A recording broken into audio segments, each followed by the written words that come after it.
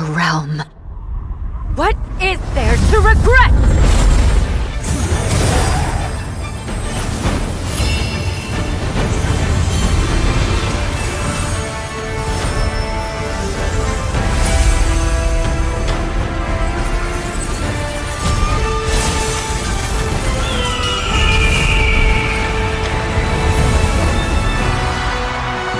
This day, destiny descends once more.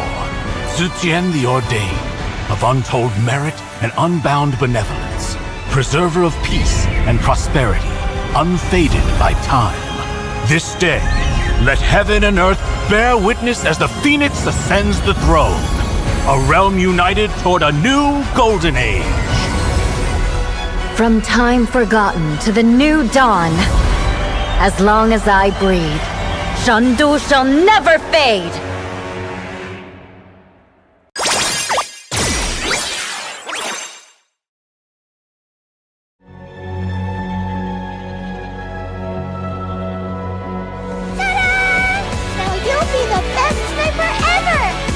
I'm sorry. Leave me alone. No! It's a decoy!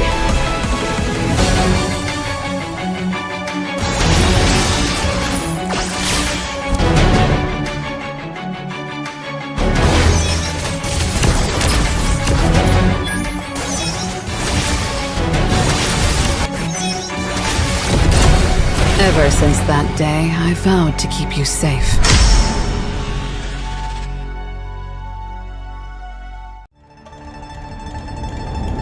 Rule with strength and conviction. Blossom with grace and compassion.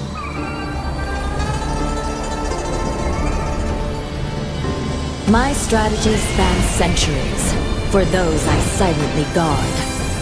From ashes to empress, my rebirth is eternal. The Phoenix reigns! ये तारा इनको बहुत ज्यादा कर देने वाला है। थोड़ा सा फिर से यहाँ पर लौट आएंगे, अंदर जाएंगे, perfect.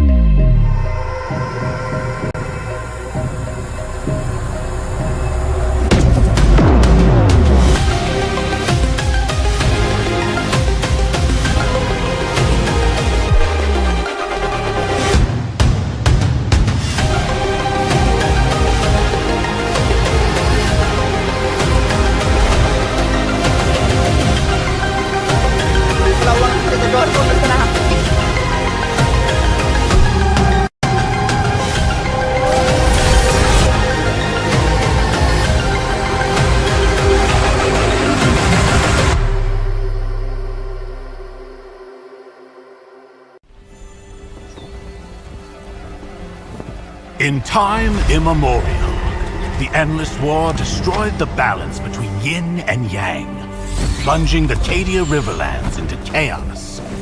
As catastrophe loomed, a woman of destiny stepped forth, casting aside divinity for the plight of mortals.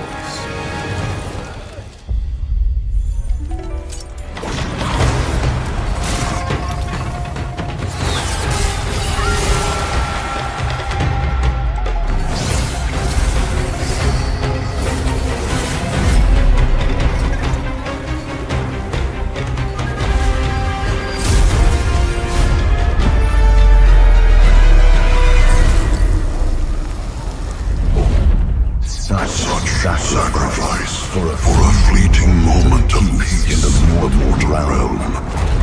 Does thine heart not regret?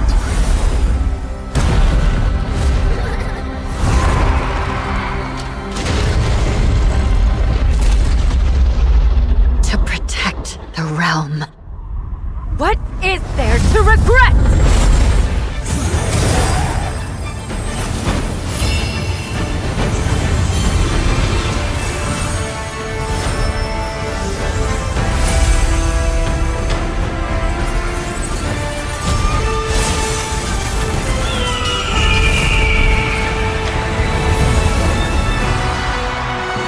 This day, destiny descends once more.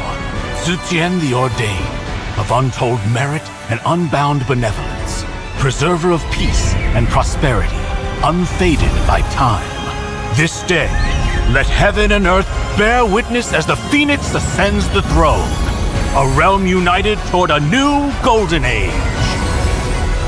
From time forgotten to the new dawn, as long as I breathe, Shandu shall never fade!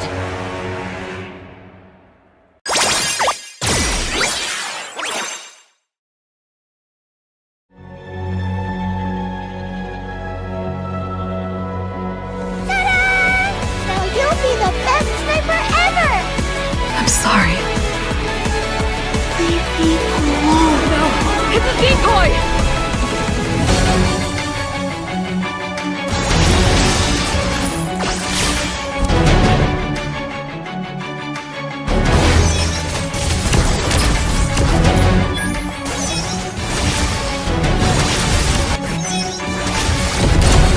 Ever since that day, I vowed to keep you safe.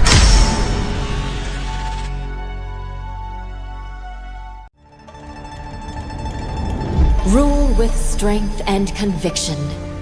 Blossom with grace and compassion.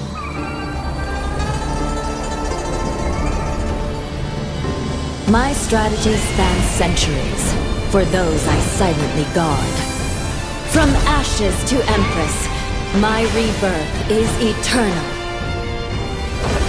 The Phoenix reigns! ये तारा इनको बहुत ही ज्यादा कर देने वाला है। थोड़ा सा फिर से यहाँ पर लौट आएंगे, अंदर जाएंगे perfect.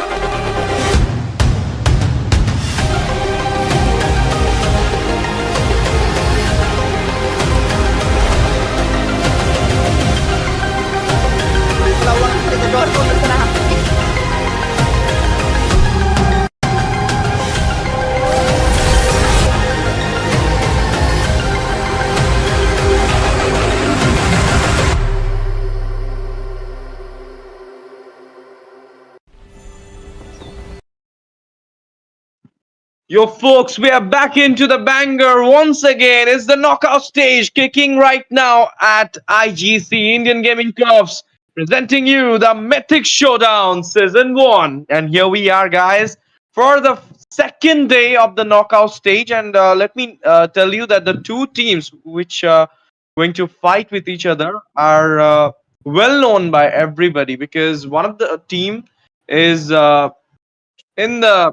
two of the teams are in the Mythic leaderboard, but one is in number 2 position and other one is number 4 position. That is ZOHUNT versus Team LCF. Lakshmi Chitpan. One from Maharashtra, one from Mizoram. And now they're going to have the fun, because one team will be going into the next stage of this knockout drama. Yup, guys. And one team will be sadly have the defeat. So let's see who will be having it. But before that, let me introduce myself. It's AshTZ in the host desk, and with me, the two amazing casters who are gonna make you have the match. All the entertainment to you all. That is none other than Ray on my right side and Debbie on my left side. Hello, Deb. Hello, Ray. How are we both doing? What's up, man? I'm feeling good, man. Hey, I was about to talk, right? What? No, I was about to talk. You're the one who interrupted. No, he was calling me No, first. Oh, no, Okay, you go on. alright, called me alright. first. I'm in the Alright. right, so technically I'm in the Okay. right, you know? Yeah. You know what? Ladies first. Ladies first. Go. Yeah. Why would you assume my gender? Oh my god. I'm just messing. But yeah, it's nice to be obviously back into the playoff stages. Debbie, of course, go ahead right now. You ladies first, right? Technically, Ash is the one who went first. What are you trying to say here, Debbie? What is this behavior? Ash, I wouldn't take it. No. No. I'm He actually wants me to the say. prediction of you guys, so I'll not say much on that, because Davey thinks that Zohan gonna take on the game. You thinks LCF gonna take on the game. So now let's audience decide whom they wants to support, what they are thinking, guys. If you are here already, so let me know in the chat section that LCF is going for a 2-0 or it's Zohan. We're gonna make the pride of Mizos standing all over at the Mythic Showdown Season 1. Let's see. We'll be having a 2-0 clean sweep, or we're going to see a 2-1 reverse sweep from any side, or some kind of fun in the third decider match. So this will be literally fun. And for other fun, guys, you can have hashtag Mythic Showdown. You can write it down in the chat section, and you can have all those, giveaways. Am I right? Right? Absolutely. Make sure, just like Ash Cheesy here said, or I like to call him Host Cheesy because he's host right now. Make sure to comment down below hashtag Mythic Showdown with the M capital and S capital to make sure you can qualify for the giveaway. And hey, you gotta make sure you like the stream. If you're not liking the stream, the bot will not count you. Of course, it's a bot doing the job. You know, AI taking over these days. Jokes aside, make sure you do it. Like the stream and share. Make sure you qualify because, of course, it's a 10,000 diamond giveaway, and the winners will be announced at the end of the tournament. So you also got to be patient until the draws obviously happen. But of course, after the giveaway, we also have to mention the thing that this is already playoff stages, the knockout, the double elimination. Right now, we're seeing the teams being in the top brackets, but there's of course the finalists will qualify for the regional tournament. So I feel like every step really counts over here, and I'm really looking forward to which teams will remain to be in the upper brackets. Yesterday, we just see, Armageddon, and of course, I feel like the last match I kind of didn't get a chance to witness it to the end. But hey, let's witness this match. Of course, Debbie ZOHUNT versus LCF. I think you know ZOHUNT the best, don't you? Ooh.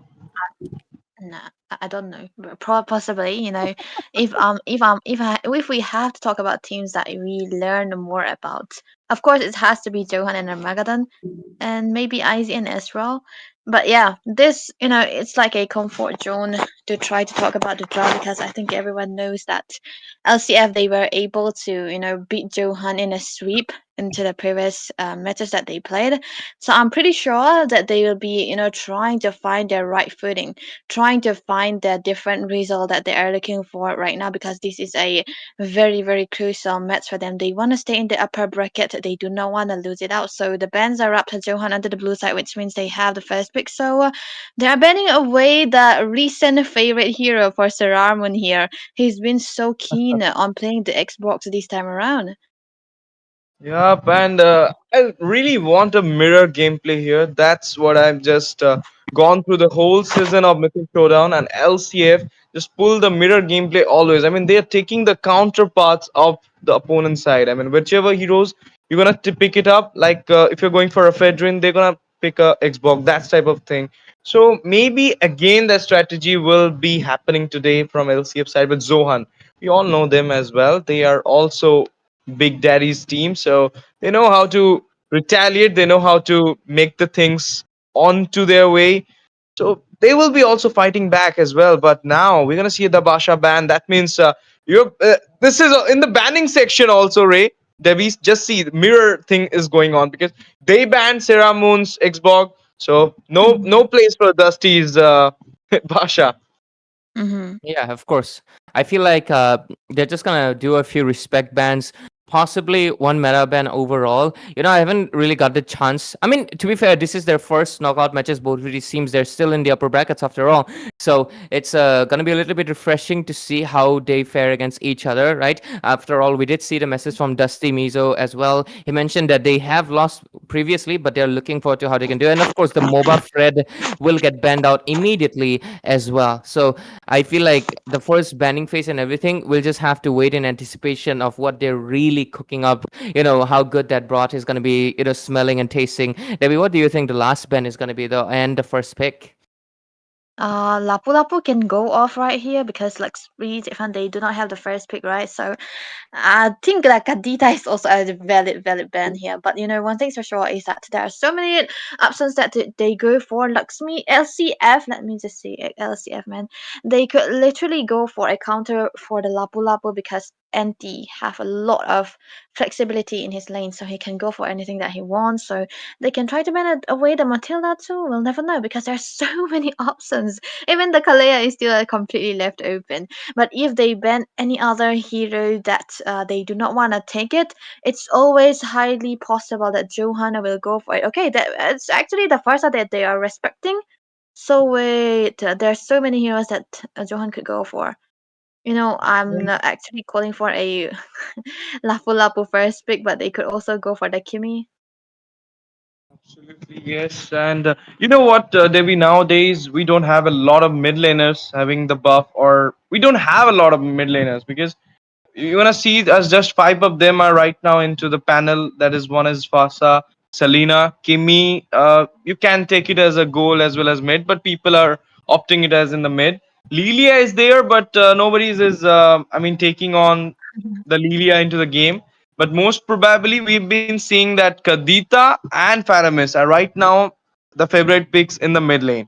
So Zohunt and Lakshmi Chitfund went for that. I mean, Zohunt didn't went for any mid lane ban, whereas LCF just went for that Fasa ban. That means, okay, Debbie just got right. What she said that Kimi is coming on, Kimi is there. And I probably thinking that Win will be going for the Kimi, obviously. I mean, he will be into the mid lane side. But now, the question is, Selena being open, as I said, there are not so many mages right there into the game. So Faramis, Lilia, Selena. On which of these three heroes you gonna bait, Ray? If it's gonna be Faramis, it's gonna be a little bit later. Selena uh, can come in even now. She could be a decent pick, but okay, they're gonna go for the first two frontliners. I still on the table because I feel picking him up with these two sustains, that basically means like they're close to immortal, especially considering the fact that Farsa's banned. So they need something to counteract that Kimi, because the Kimi has the range, has the poke. So it is very possible they can go for the Faramis in the end, but I feel like the Valentina is also a decent option. They can go for a different mage altogether, because just like Debbie has mentioned, the Khadita still left out open. They can go for that as well. But I feel like those are all just pocket picks. There's a chance that LCF can do anything. After all, this is a best of 3 series. You don't want to expose all your cards just yet, right, Debbie? Yep. You know what I would love to see? A Yi Sin into the hands of Johan, man. It could Of really, really course, work out. Dusty Mizo. You want to Right. see Dusty Yeah. Mizo on the Asian shit. I I mean, do the too. Roser or the oh, there we go. Oh my god. And Damn, she's so okay, excited, Ash. I Mm. mean, Yi Sin has always been a good hero that I would love to see, right? Even in the Korean SEA Oppa. teams that we have seen, right, in the two international, they were all picking out the Yi Sins, the Indonesian teams, the Philippine Yep. teams, they were going for the Yi Sins all over. And actually the first time I've seen the Yi Sin being played in the Indian tournament was LCF, Sarah Moon, actually against Johan as well. And it was so good that they were able to play well, right? And they were able to take to two games Dusty took it clean sweep. personally. What? Okay. Dusty took it personally. Okay, there we go. Khadija And comes yeah, in. okay, Kadita right now. Oh, nice. A lot of pressure here. So LCF, they have insta burst, man. Look at that. The sustain, the burstiness, and Two a fish? lot of pressure. Two fishes? Oh, Ray, this is your day. Ash. You know what, Ray? Right now, I mean, I didn't saw that name over there, but right now I just got focused on it. It's Error being there from LCF squad. That means Rudius is not playing this match. They pull out a substitute. Oh. So Error is going for the roam. Saktizi being there will be into the MM as well. So I mean, we're gonna see Error into the roam. Am I right, guys? Maybe it could be Asuna as well, because I feel like it's much easier for the mid laner to shift to roam, because the rotation is similar. We will see in Oh. the game. Yeah. Substitutes can be weird. And Mhm. about Debbie's Ishansin thing, obviously, Debbie, it's a double S tier, the only double S tier jungle we have right now because Hayabusa, Joy, all of them are right now got down after the nerf.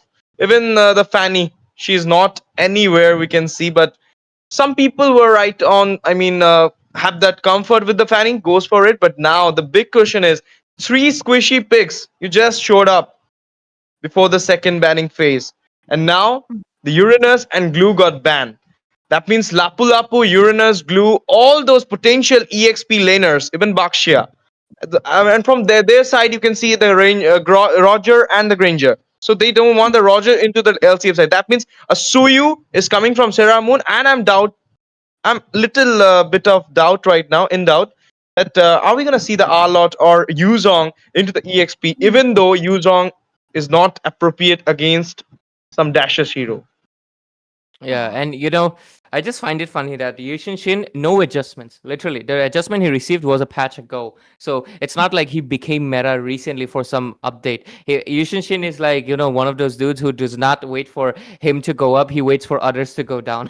Every other jungler went down, so he rose up. Bro is selfish. But yeah, jokes aside, they're going to bring up the cowboy. And interesting enough, the CEO. I think it could be a possible contender, but let's just see how it fares out. Because okay, they go for two really heavy frontliners. They understood like LCF. Like if you look at the bans that LCF is seeing, it's 4 tank heroes basically. So LCF draft says like we are kind of hesitant with a very like a tank hero, right? And I feel like ZOHUNT is reading into it. That's why they picked up very high HP pool heroes into their hands for the last 2 picks. But of course, the beast comes in as well. What do you think of the last 3 picks that are coming in, Debbie? I think Saramo could literally go for this Lucas just because of the kill pressure coming out into the mid lane because they have a lot of kills right into the early game. They want to play for the early game as much as possible. Meanwhile, for Johan, they want to drag the game down a little bit because they have the Yusin, they have the carry, they have the Kimi. That's not carry, excuse me, it's Iritel. So it's like 3 late game heroes, right? And one thing I have a little bit of a problem about is that Family Problem is more of an active roamer, right? So him going on to the highlights is not my favorite.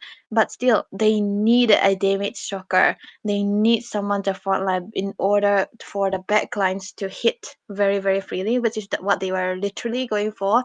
But yeah, so far the lineups is just 2 different strategies. One wanna go for one LCF in particular. They really wanna go for the early game so that they do not get the snowball give the snowball into the hands of Johan. But Johan, they want to scale up. And what I think that high loss, as you said, family problem with the high loss is also in the nerf list now. But people going for it because they feel like they can counter the assassin jungle, and that's maybe the reason family problem just thought that the Suyu was the only option open that moment for Seramon, so he could have opted and he went for straight onto the Hylos, but Lucas was out of the syllabus. But now here we are into the game number 1 in the BO3 series at the playoffs. LCA versus ZOHUNT, casters Ray and Debbie. Please take on the game. Thank you, host TZ, for obviously giving us entertainment on the drafting stage, right? But yeah, ladies and gentlemen, just like Ashes mentioned, we're going to be diving into the game. Game number 1 of this best of 3 knockout stages, double elimination. Let's see who stays in the upper brackets and who goes below. And of course, joining me is this pretty lady with me, which is Debbie.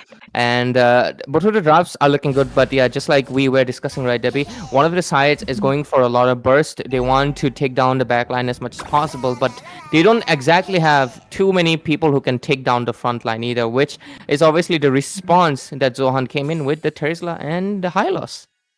Yeah, and I think they set the cards right here, so it's actually gonna be a little bit tricky for LCF to go for team fights most of the time. But one thing I'm actually worried about is the Terizla actually, and a weird rotation coming out from the side of Johan as well, just trying to get to the level 4 for the roam as well as the mid lane. No, not the mid lane, the XP laner. But look at that though. Oh my god, a full knockout engage that's coming in, but Sararamon will be the one getting the turtle. He's trying to disengage from the situation. Kimi dishing out the damage as well, and it looks like they might just have to retreat. Rudius will get taken down. Sararamon will also fall into the hands of course, Faden. Triple kill for this man immediately. Is he going for a maniac? The Clint comes in with a flicker play. Is not able to do so. Okay, camera plane, please move it away, but Stark TZ will also get taken down immediately right into the first moment. We see 4 people down. Okay, 1 death. That is Win, right? Yeah, Win is the one only getting taken down from the hands of ZOHUNT, and LCF lost around 4. Do not mind the numbers. They are the matrix is glitching out. It's that feels right there. But it was good that you were able to do the play-by-play when the camera is all over the place. But that was perfect. Map very sense. commendable. Map sense, right? That's exactly what's needed. But another fight though. Already another possible engage. They really want to go in for wind. They are just making sure that their frontliner gets immediately bursted out, but Anti might be a little bit too deep, and no, he will back off. They're trying to make some trades, and they see one vulnerable target. They saw he did not have the flicker. They went in. You know, one thing that's actually weird is that LCF does have the better chance into the early game, but that first turtle fight did turn the tide around, because I could see the penalty zone coming from Wind was stunning 4 people at the same time, which means that it was a perfectly good set and they were able to trade it out in a good position as well. But Asuna, oh my god, that Purified just came in time, and they're still going in. They really want to make sure they shut down Faden, and they will be able to succeed. Rudius gets his revenge, but that comes at a price. He also gets taken down by this Irithal Lucian Shin going in for the engage. Is able to take down Asuna as well. A lot of damage being dished out by this Naruto beast, but he will also be falling because the nerfs are hitting hard, and this Lucian Shin will just not stop as he gets the triple kill. Dusty Mizo on fire, and despite Faden getting the shutdown after the triple kill, Dusty was like, yo, let me take it over from here, and right now he's gonna get the turtle soup with no competition. The score sits at 8-3 under 5 minutes. A very kill hungry game. A very kill hungry game actually, because a lot of vibes is happening all over the map. And actually, you know, ZOHUNT was supposed to be scaling, right? But they are the one actually getting the fight and eventually winning out on it as well. And this is what the product of the Terizla can do right here, because the CC that he provided, the front lines that he provided as well, along with the high-lows, I think it was worthwhile. So this is actually a very, very bad problem for the side of LCF, because they are made to go for the pickoffs, to go for the heavy control, but one by one, all over the places, all over the map, because they want to have that map control and try to slow down ZOHUNT most of the time. But this cannot be happening anymore, because right now ZOHUNT are actually into the lead. They have a lot of gold, and Yisun Sin, man, a worst case scenario is already farmed up, and this is gonna be very, very bad for the side of LCF. They need to find an answer to this. They need to find the pickoff that they have to look for, and you know, the topmost target has to be Dusty Mizo on this Yisun Sin. Yeah, and the thing is that he's immune, so Rudius can't exactly go for him. Asuna can't go for him either. The only way they can do is someone has to bait out the first skill, and immediately they have to charge in as well. But for how to do so, Asuna is able to get the passive up, survives the mid lane. Sararamon coming in for the backup possible. Rudius wants to probably take down Win first, because he's the one. There's the burst coming in from the Kadita as well. The beast comes in, flash to flash combo, but it's not enough for the damage that's coming in for Faden. Kill comes in, he takes it, and right now going back, because of course NT is the one providing a little bit of frontline. Sarktizi not doing that good either against Irithel. Gets his recall cancel, and looks like it's gonna be a possible shut it down as well. He doesn't have the flicker. He will fall into family prob. He removed the Lem. Lem is a family prop Mizo now, so he's just, you know, making the Mizo name sign again. This time around, the third turtle is definitely gonna be free. Nah, wait, that's a very, very good place to try to go for an ambush, and I think Dusty's sure enough that that's not gonna be a safe place actually. So okay, boost check. Okay, it looks like they're finally able to go for Asuna. Will make a shutdown, and right now look at the bravest fighter that's coming in on Prime, but he will be able to escape, dishing out the damage with the heavy crossbow. Faden coming in from the backline as well, dishing out the burn damage with the first kill, and is able to take down at least one. Anti will fall, but looks like since they don't have the jungler, this turtle soup, the last one of the game, will go into the hands of LCF instead. LCF looking for a chance to make a bounce back, but the score still sits at 11-5. Yep, and goal deficit is still there for LCF, but this is actually a little bit of comeback they need. So this was a very, very good pickup coming off by Asuna right there. The position was perfect, and I'm sure they're actually happy with the trade-off that they made right now. Turtle for a jungle also, it's a good cause. It's a 2 objective taken as well, but onto the bot lane though, there's the turret taken away by Prime Mizo here. Already the structures are down, and I think it's going to be a little bit different for LCF to play around the map, because they lose out their bot and top lanes. But yeah, looking at the build so far, NT heal onto the hands of Faden right there, so he's going to be dishing out a lot of damage as well. But War X into the hands of Dusty Mizo too. He's going to be trying to stay into the team fight as much as possible, but look at that. Oh my god, the burst coming in from Oh. Asuna with just a glowing one. The petrify combo and that obviously the adjustment is really paying off because he's able to take down onto the bottom lane. Looks like Prime might just be in the next one because he's getting cornered by 3 people. Really doing the best to survive but not going to be able to do so. Get shut it down. Primary problem does arrive with that conceal but a little bit too late. That bottom lane most likely will fall into the hands of Stark TZ. Mid lane there's a little bit of not engaging still going on. Win taking a lot of damage from Moon, and they will most likely go back and decide to recoup what they have lost. Score sits at 11-7. Yeah, that was a very fast game. Yeah, 7-11. Yeah, that goes really well. You know, that was a fast game, right? The way they were ganging for LCF, they took out Faden and they wanna hunt for more blood, so they couldn't catch the Yi Sin. So the next best thing was the Itatel onto the bot lane, who was completely zoned out, left alone. So that was a really good trade coming out from them as well. And this time around, I think ZOHUNT, they are actually sitting in a back foot. But look at that though. Oh my god, what was that burst? Family problem just got absolutely decimated, and the next target might just be Win because obviously he's a slow hero. He gets stuck over there. Knock up Prime. That was a little bit of a bad decision. The Kurama will take him down from him. He's not using the bike, so maybe that's why he's getting catched up. Dusty is over here. We'll just try to hide, but Stark TZ looking for a target. Stark, that might be a bad decision because he's gonna be one falling. This guy is looking for a possible 1v3, and I think he might just be able to do it. Retribution getting used up. Asuna looking for a window, an angle to really go for. Faden is arriving, trying to most likely dish out some damage. Asuna will be able to make the play, killing spree. And right now, they're in the clear to most likely take this Lord, the Pterodactyl, Mega Pterodactyl. But the rest of the team is coming. They're gonna be a little bit of an obstacle. Level 12. Oh, look at that though. Faden was able to burst down Asuna, but look. Oh my god, they just do not stop, do they? One after one engage, they immediately get someone. And right now, the next target that's gonna be falling, it's gonna be Rudius. And looking at the pace of the game, like, this has been extremely kill focused. They are just going in ham with each other. Especially, I feel like Asuna is playing a massive crucial role. But let's see, Lord, possible engage coming in. Prime pushes down the mid lane turret right now. And they are just gonna be stopping for a little bit while the jungler is here. So they're in the clear. Let's see what happens. The angle, possible retribution steal, but it doesn't really come in because Dusty Mizu is able to get it. The blast also doesn't hit anyone. Faden dissing so much damage, but Asuna retaliates back, takes down the Irithal. And right now, they're still looking for a few more targets possibly. Family problem looking a little bit low. Asuna is still looking for him, but they might not be able to do so. And it's time to go back. Rudy is coming in with the conceal. Look at the damages coming in from Kimmy. Stark Izzy has to go back. It's a lot of damage that's coming in from both of these mid laners. They gotta start respecting and get those rose golds and Athenas because Faden just got the divine glaive. Oh, there's the body slam comes in, but Dusty Mizu immunes it out, looking for the Asuna to take him down. Has to forcibly go back because the damage is coming in. Dusty Mizu will secure a kill into Rudius. They just do not stop, Debbie. They don't.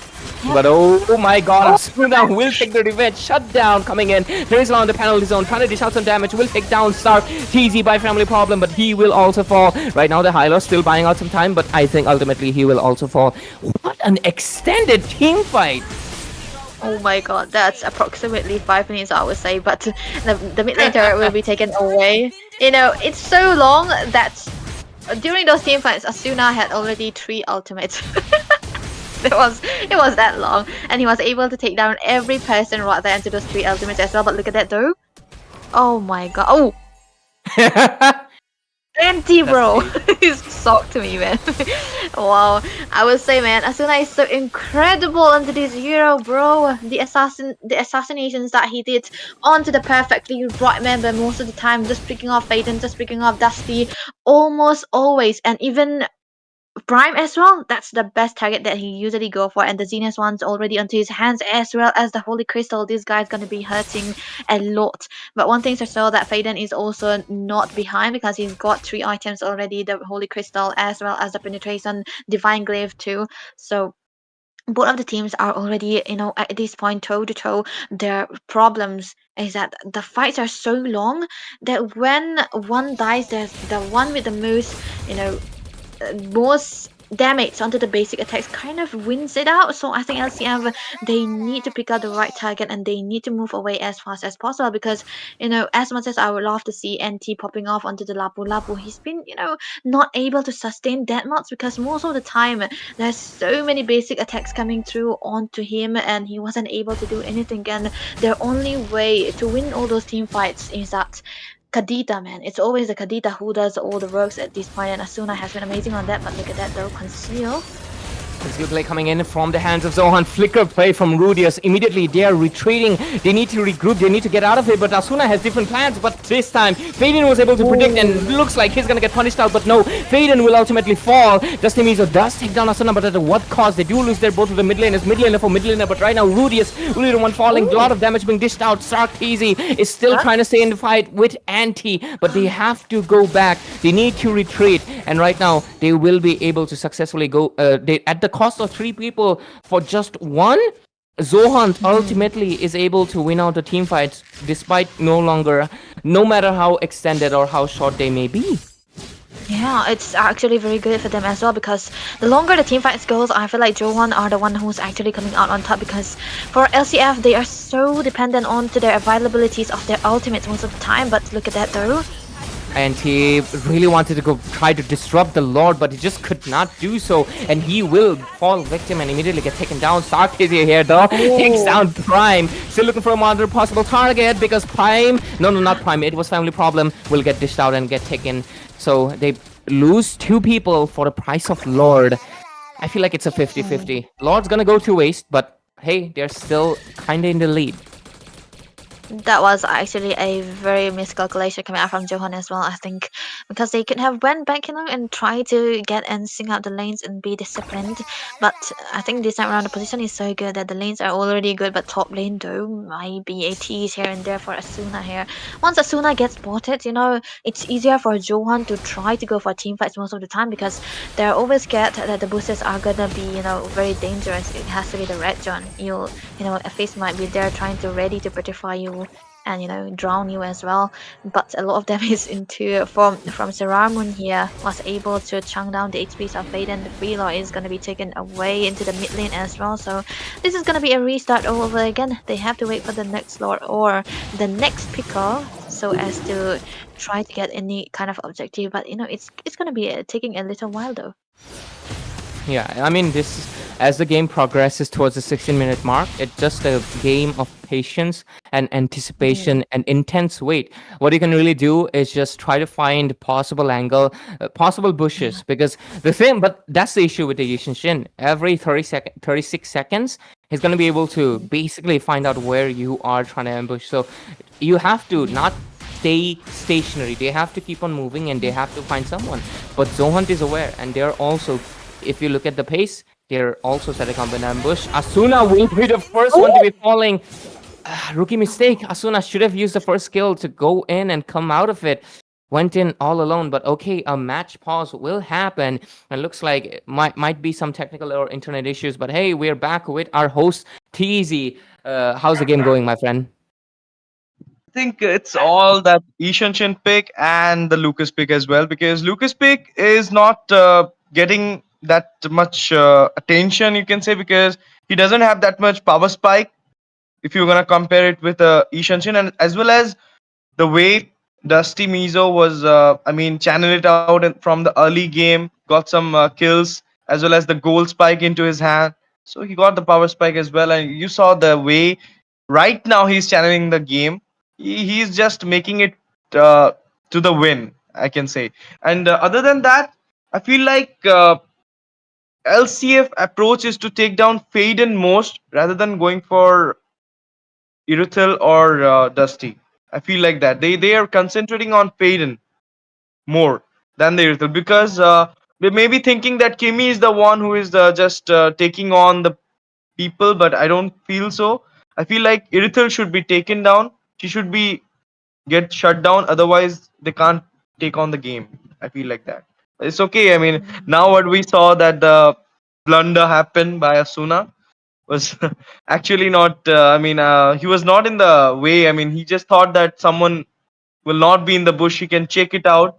But then it was all family problem, and the co were waiting for Asuna. But now I feel like Zohan gonna take on the game number one. They have all the things. If God's plan happen for LCF, then what can I say? Yeah, they are well known to throw onto the 15-minute mark of every game that they play for Johan. So if they do not throw, I don't think they will be throwing anymore. So it's kind of highly likely that they will be able to take it. But I can think that LCF, they are kind of lacking in damage into the physical part, because Asuna has been always there trying to pick off assassinations all over the place onto the squisher backlines most of the time, and it really did work out. But when the team fight comes in, that's where your marksman is very necessary. And I feel like Stark Dizzy onto the clean hasn't been doing that much of an impact onto the side of Johan, because even though he was free hitting at one point of a team fight, he wasn't able to get out the damage onto anyone at that point, and he wasn't able to uh, chunk down the HPs of the Hylos or the Teresa, whoever it is, onto the front line. So I think they're gonna be lacking just a little bit. So I'm kind of doubtful about the clean pick here at this point too. Of course, you're gonna be dealing the true damage with the double shots, but when you do not have any items, that's where you're gonna be falling off into the team fight. So I think that has to be one of the main reasons where LCF cannot win any kind of team fights, because they lack in the physical department, which Johan have in full. They have the magic damage from Faden. They have the physical damage from the side of Mhm. Iritel as well as Isensin too. Already straight into the game. Family Problem is ready. The penalty zone is on to start. Casey will be the one falling immediately, and he's really doing the best to buy out some time with the bravest fighter. Stuns in Faden, but he might just be falling in as well. Srarmundo is able to take down Prime. The Beast will take down the Tiger, but right now he's trying to recruit. Oh, there's only him left. Winter Crown, but it's not going to be enough because Zohan goes in for a full wiped out after Asuna fell down one after another, and looks like, oh, Asuna coming for a recoup. They want to make sure they end it. Asuna most likely gonna go for the burst, and oh my god, might be a crucial mistake, or is it? Because Dusty Mizo is cracking down on the base, and he'll be able to get it. Game number one right after the pause. Zohan was well and ready to go all in on LCF.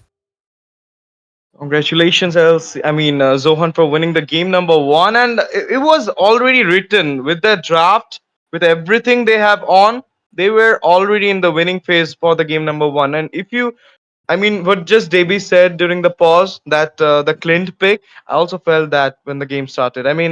Stark TZ with the Clint against Irithel. When I mentioned before that LCF chose mirror play more than going for comfort play. So I thought they could have gone for a Harith at that moment, because Harith would have been a great pick against Irithel. Or maybe a Beatrix could have been there, or maybe they could have gone with a Nathan, so that the late game would have been a spike one. But when the early snowball was not into the hand of Stark TZ, if you want to see the whole game, only that Lord, after taking the Lord, when they went for a fight which was not needed at the moment. Zohan went for the fight. They lost two members, and it was the only double kill secured by Stark TZ. And the Stark TZ, I know, he don't play like this. He got the, you can say, the early spike, the early gameplay into his hand, the goal, everything in his hand, dominative style of goal lane approaching. So he doesn't do that with that Clint pick. So I feel like the Clint pick and the Lucas as well against Ishanshin SS tier. Lucas right now maybe in the third or fourth, already been kicked out from the first tier as well. So it's not that much matching in the way, if you're gonna talk about a mirror play or something like a playoffs draft. Yeah, but you have to take consideration. I mention always one thing. Game number one. I feel like a lot of teams, they just hide things in their pocket, buddy. They're like magicians, they just wait. Oh my god. Dusty Mizo, where is the mewing post? He lost his mewing post at the cost of getting MVP. Is that it? But yeah, jokes aside, quarterfinals, of course, he's going to be getting the 9-11 KDN. And of course, shout out to Kazuki Official, one of the India's biggest content creators in the chat. Thank you for visiting Indian Gaming Corps. And of course, this tournament, we are in the knockout stages, the playoff. And the first game in this best of 3 series, we're going to be seeing ZOHUNT winning it out. And let's see what happens into game number 2. Though I feel like this game was kind of really clean, just like you guys mentioned. And I feel like Sarkis's build was a little bit odd for me, because like Yeah. how I build Clint is like I like to get the endless battle and the despair. I want to stack the true damage because that's how you utilize the passive the most. You can add the berserker if you want. Yes, you can get the sky piercer if you're confident you're gonna get the kills. And the malefic gun, I feel like it comes later because its attack is low, and I feel Yeah. like you already have enough range. I feel like you have enough range to the point that what do you say? You don't exactly need the malefic gun in the early game. I feel like he didn't utilize the game too much. Sorry, he should have seen like, oh, we are actually losing the early game. Getting the sky piercer is not going to be value. I should prioritize some damage so we can get it back. But by the time he's already gonna get the damage, you can clearly see they're overwhelmed. And also getting into the position was really hard. Wind was getting bullied in the early game, but in the later phases, that penalty zone really caught them off guard, right, Debbie? Yeah. Even if you look at Win's build onto the Terizla, right? He was not going for the War X also. He was directly going for what a Uranus would build, right? The Antichorus, the Radiant. Wait, it wasn't Radiant. Yeah, it was Athena, of course, and the Queen's Wings. Yeah, that was a lot of sustainability that he have, and I think he understood his assignment as well.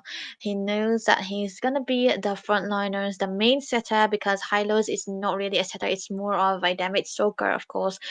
He's like a wall standing there. He's not really much of a setter.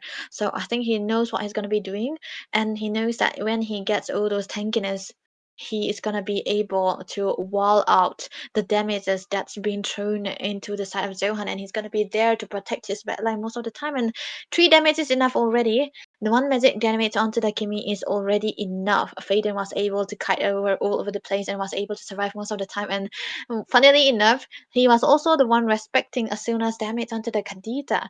Kadita was already 4 builds ahead, so it just means that whoever he caught, it will be they're surely gonna die. So he was actually building out onto the Athena as well, onto Akimi that is. So Kimi is well farmed. If it is well farmed, you do not really need to build out full items, damage items. You can really go and opt for a defense onto the last item. So it was actually a good decision coming out from Faden as well. So I think Zohan, they really had their record straight. They are, they do not want to let go again. But LCF, I feel like they can try to, utilize the second game better because they are gonna be onto the first pick. And please put Stark Dizzy on a different hero, man.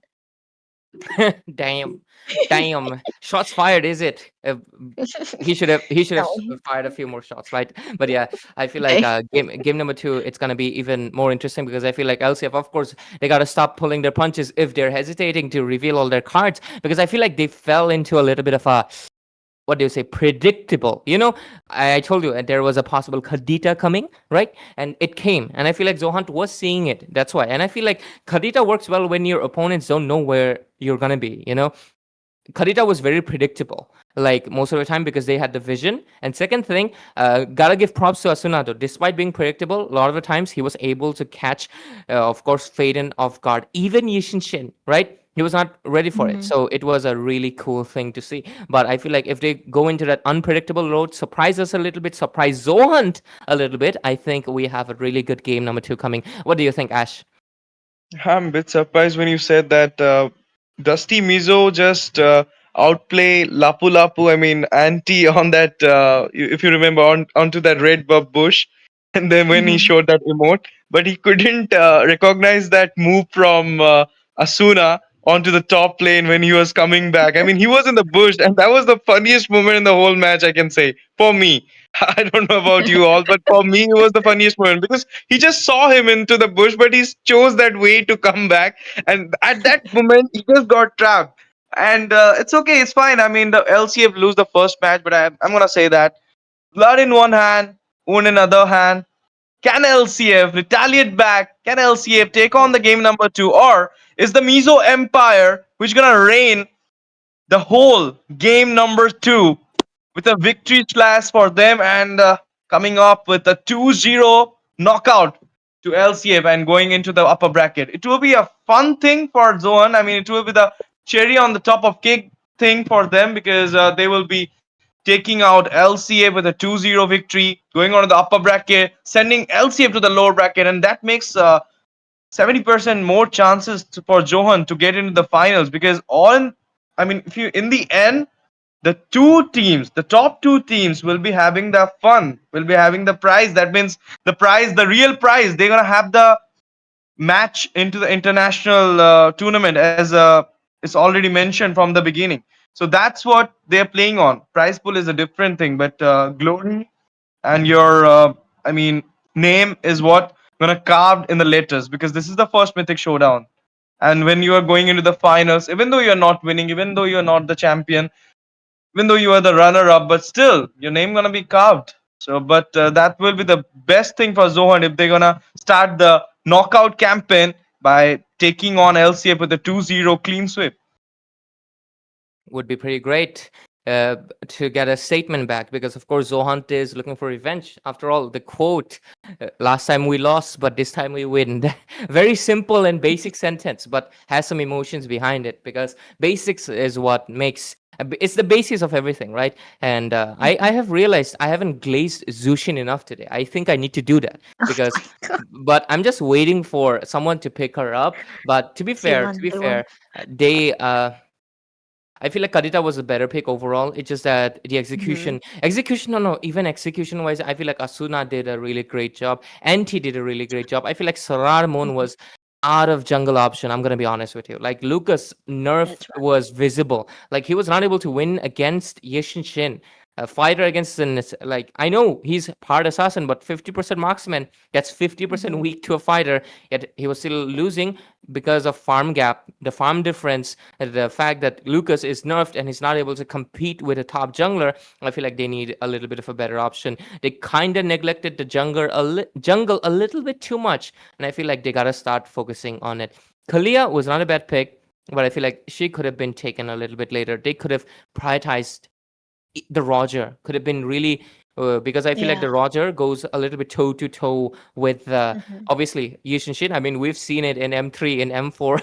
I Mhm. feel like almost every M series or MSC, these Roger and Yushin Shin, they keep coming back, don't they, Debbie? It's like a age-old kind of, generational opponents, I would say, because when you one get the users in, the other bans the roster. It's like, you do not give away most of the time. So I think it was also a very, very excellent idea for Johan to ban away the roster when they already picked out the users in, because Yusen, I think it's good, to counter the Yusen, you really want to play for the Hayabusa or even those assassins, but it's still gonna be hard into the late game, so he have a lot of priority this time around. So the Rosa could scale up to his potential as well. So it was actually taken away. But right now, LCF. They have the first pick, which means that they will be the one calling the shots into the first game. Like they can take away any hero that they want, and I feel like this time around they should put a comfort hero into the hands of Starkizzy, because this guy, when he got his comfort heroes, he plays like a monster. So I really want to see that, like as already mentioned into the uh, early game, Starks plays better than any other heroes. So in any other heroes than the Queen, so it could really work out this time around. So the bans are coming in. Fredrin already gone, of course. Previous one, I think again it will be neglected. That is a Matilda, because all the utility were in the ban list. So who gonna pick a Matilda? Yeah, That's true. But yeah. this time, if Basha will be open in this ban list, I feel like Matilda could be the third ban from Zohan. But let's see if it will be or not. But now about the mage, if the Kimi is open again, and this time onto the hand of Asuna, because we had talked all those things about Prime's Irithel or Dusty Mizo's EYSS, but Feden's Kimi was also having that important role in the first match. He was also melting down the enemy heroes, even though he got knocked out a Mhm. lot of times by Asuna, but still he was the one also dealing the damage. So maybe okay, the all the utility will be taken out this time again. So no more Matilda Yeah. ban. That means we're gonna see the Kimi picks or a Kimi ban, or maybe Farsa still open. Asuna could be a. I mean, for him, it will be a happy moment if the Fasa will be open. He can just grab it on for the first pick. Or we're gonna see, as Debbie mentioned, Stark TZ with his comfort. Irithel is there, Granger as well. So maybe he gonna go for that Granger pick and change on the second game. I feel like the Granger ban should come from Zohunt. Like last game, not giving him Granger worked out so well. I think they're gonna commit to it. Like there's just no way because I feel like Stark TZ is one of the strongest suits of LCF. If they're able to just like obviously nullify him just a little bit even on the draft, it really translates well into the game. But of course, there's another thing on their mind. They can't exactly underestimate all of the rest of the members. Do they ban out a single hero for to let every other hero open? Are they gonna do that? Are they gonna not? That is a question that's gonna be lingering on their mind. And it looks like they're gonna pay respect to Sararamon. I kind of understand that if their jungler can't be fed, the marksman will face trouble. That is a basic strategy, and I feel like they're committing to it. Let's see how good it works out, though, Debbie. The Hayabusa is always banned by Johan, right? So it's very understandable that they really want to go for the Farsa, but LCF they want for the Farsa instead, so the Kadita might be actually into the hands of Johan again. But one thing I've noticed is that LCF they ban away 3 jungle potential heroes for Dusty, so Yeah. I think he can bring the Roser here, right? But I feel like it's gonna be too early. They could pick up the Kimi again, but against the Farsa, the Kimi does well, but it kind of comes down to the positioning. But the Kimi does not have the range that the Farsa have again. So if you want to go for the pick off onto the Farsa, they could go for the Kadita again. Okay, Roser. Oh wait. Oh my God, how can I forget the Lapu Lapu? I'm so sorry. You forgot your man. You forgot your man. Yeah. Debbie. What is this behavior? Your man is Lapu gonna be upset fanatic with too.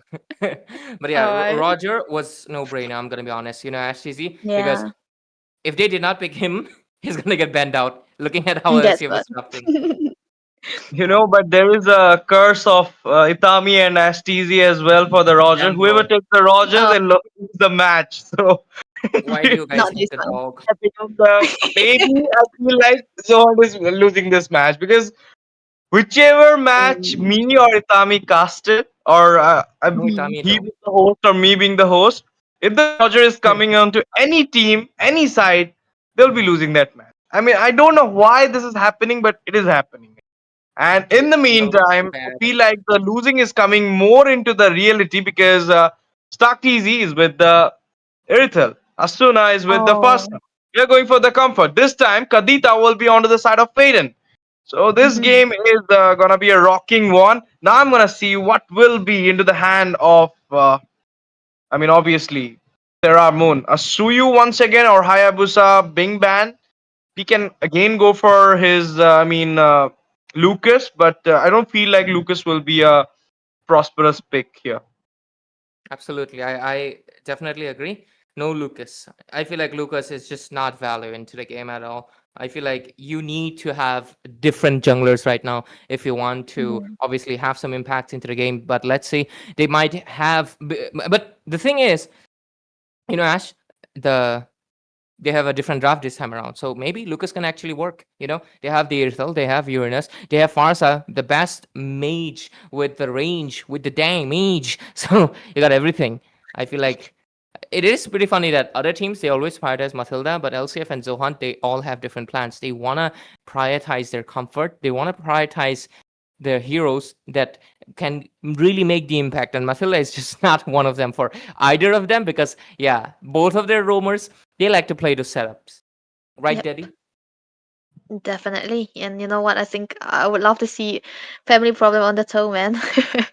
But you'll never know. He loves to go for the sets. But the one, oh, a closed down, a ban onto the Harriets as well as the 1-1 onto the hands of Lakshmi Chitfan. They do not really want to give away the 1-1, even though they are the one actually picking out the Irisel.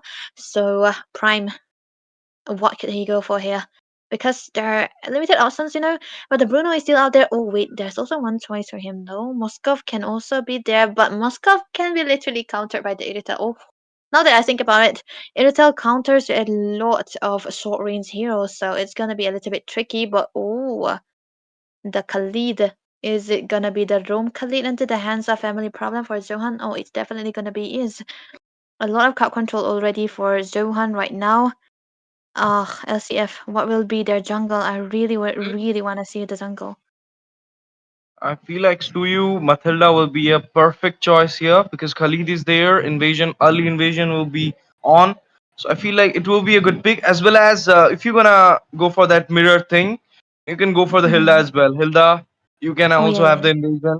Khalid will also have the invasion, plus plus, minus minus, like that thing. But into the jungle, a lot of heroes are open. But what I feel, Serar Moon is kind of, comfy player. So he puts his comfort first, Oh, and look there, there it is, going for the Suyu. But Badang, I just forgot this beast into the Rome section. Oh, that is something new for me. Bruno will be into the game against Irithel. Rather mm, than going for the Granger all the time, the Granger was open. Maybe yeah. the thing is the Granger is not the counter of Irithel, whereas is the kind of, vice versa. They didn't went for that Granger pick, but now it will be a Bruno. So I feel like okay, the early game dominance will be there for the Stark TZ, but then late game Waldy will works good. But now here we are into the game number 2 of this playoff stage, going between LCF versus Team Zohan, whereas Zohan going to play his match point, and it's LCF do or die. Casters on the game. Thank you, host TZ again, and we're diving into the game of game number 2 in this best of 3 series upper bracket knockout stages, ladies and gentlemen. The playoff, the final stretch is here. Let's see, already into the mid lane, of course. Khalid doing Khalid things is able to force a recall, a little bit of a resource gonna be left out. But one thing is, it's really, oh my god, Anti, what is that? You immediately take down Faden.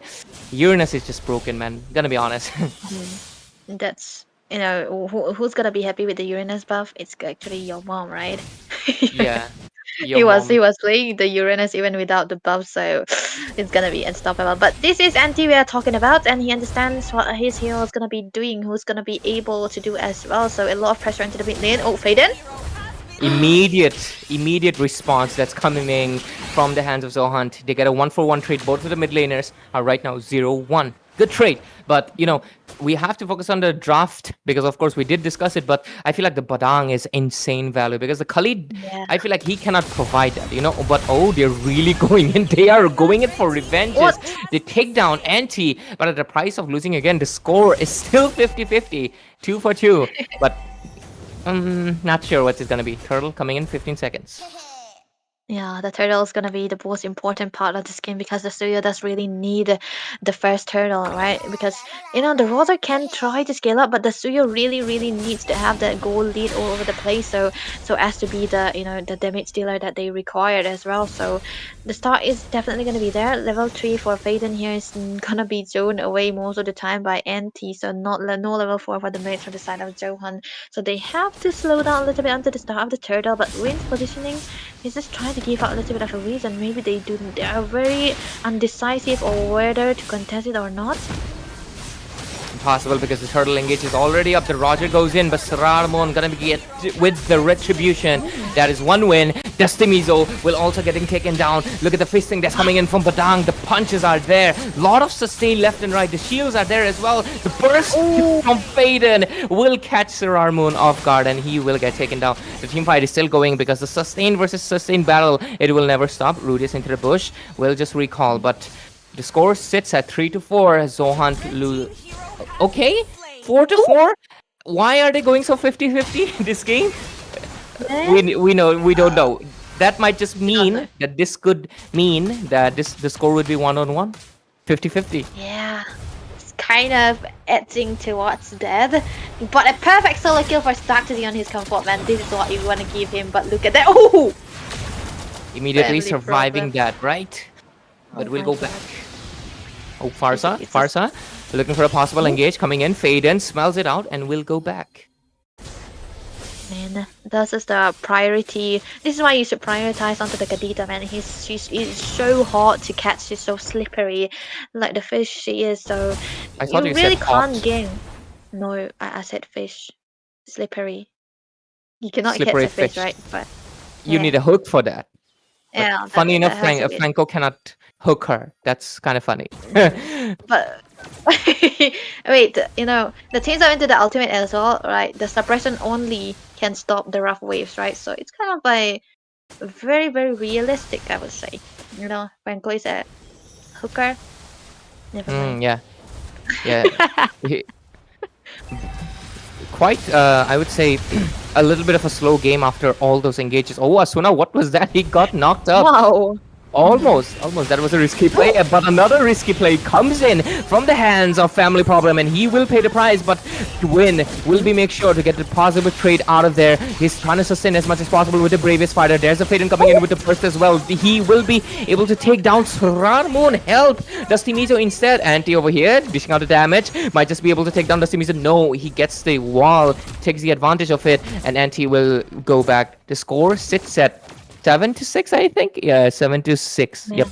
3-6. Okay, it was actually we need glasses, man, at this point. But yep, a lot 50-50 all over the place, and you know I don't think even the goal lead is mattering at this point.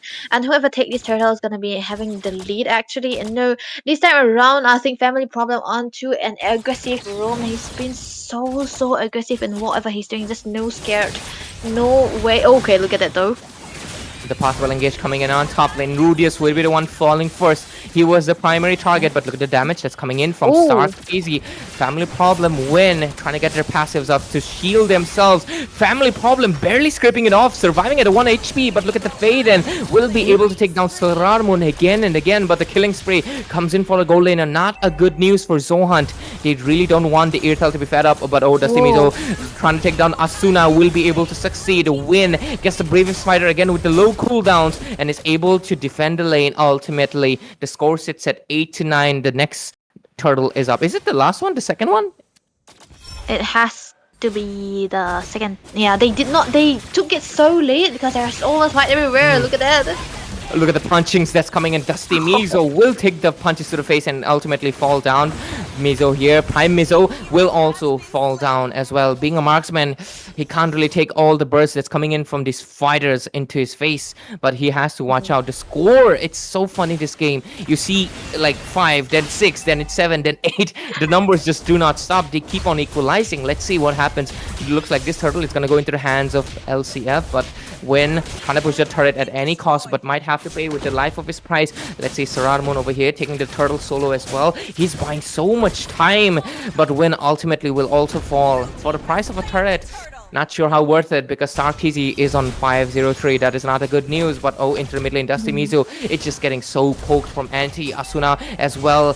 A trade for a trade. They just keep on making. I told you the score was 10-9, but now it's 11-10. A possible 11-12. No, they keep on going, and Anti will also ultimately fall 12-11. It just doesn't stop. Man, level 8 for Prime and level 10 already. Oh, another one. They do not stop, do they? Oh, family problem. He barely scraped it off, and he's able to survive from it. They're really keen on protecting their turrets, but I feel like outer turrets, they can let it go right now because I feel like to lose your life over it, not worth it, man. Yeah, not worth it at this point of the game anymore because whatever kills are going to be giving away to Lakshmi Tifan, they're going to be capitalizing on that because their marksman Stark Digi Oni is one of his most comfortable heroes. Is doing so good that even if you check the level differences, it's Prime who's always behind, so he's not going to be hitting as hard as the Iritel does. So it's gonna be dire for Johan to try to do a little bit of a housekeeping. Do not go for team fights. Try to farm up because your marksman is so hungry for goal at this point. But LCF though, they really want to force the mid though.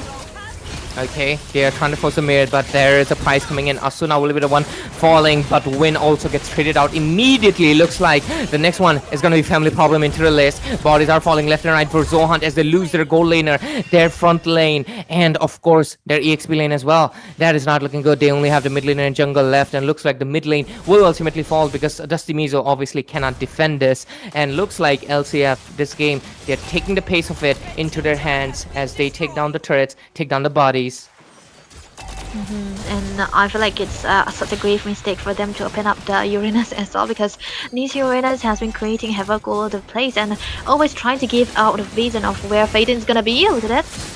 Look at the engage that's coming in from this Lapu Lapu, but ultimately he's gonna get bursted out by the damage. Or is it? No, he uses the flicker to get out of it, but Stark TZ will secure the kill into Faden, and he will fall. That is pretty funny. I thought Win was gonna be the one taking down, but the clutch flicker saved him, but Faden doesn't have the flicker, man. He fell. Yeah, he fell, and this is not the best case scenario for a Kadita, man. You really want to have the fun when you are on a Kadita, at least get 2 items and try to burst out for the backliners. Mainly for Faden here, it has to be Stark TZ he's gonna have to focus on, but he isn't able to do so because most of the time it's always empty. Oh no, what was that? A double kill for Stark TZ right now. And Asuna is looking for a little bit more. But onto the bottom lane. It looks like Dusty Mizo has different plans, going for that backdoor play. But obviously, he sensed something fishy, even though Fish is on his team. But yeah, he has to go back. But it looks like this could be the final stretch. Oh, okay. That was a close call. Close call. You know, one thing that's commendable is that Rudius, onto this, without whatever sets he's going to be making, there's going to be a burst. Look at the punching that's coming in. But Lapu, a lot of sustain is able to... But the burst, you cannot sustain burst. The damage is coming. Dusty Mizo a little bit of one falling, and looking at the pace of the game and the pace of the base, they're going to be falling. What? Game 3 immediately? That's crazy. They didn't wait for us, but yeah, the jokes aside. Just like we discussed, Debbie, the score was a little bit too even, and the score will ultimately fall 1-1. Maybe it's because they banned 1-1. Let's see. 1-1, right? So Game 3. That was definitely a good one. Game 3 are gonna be going, and yeah, still the Rosa curse is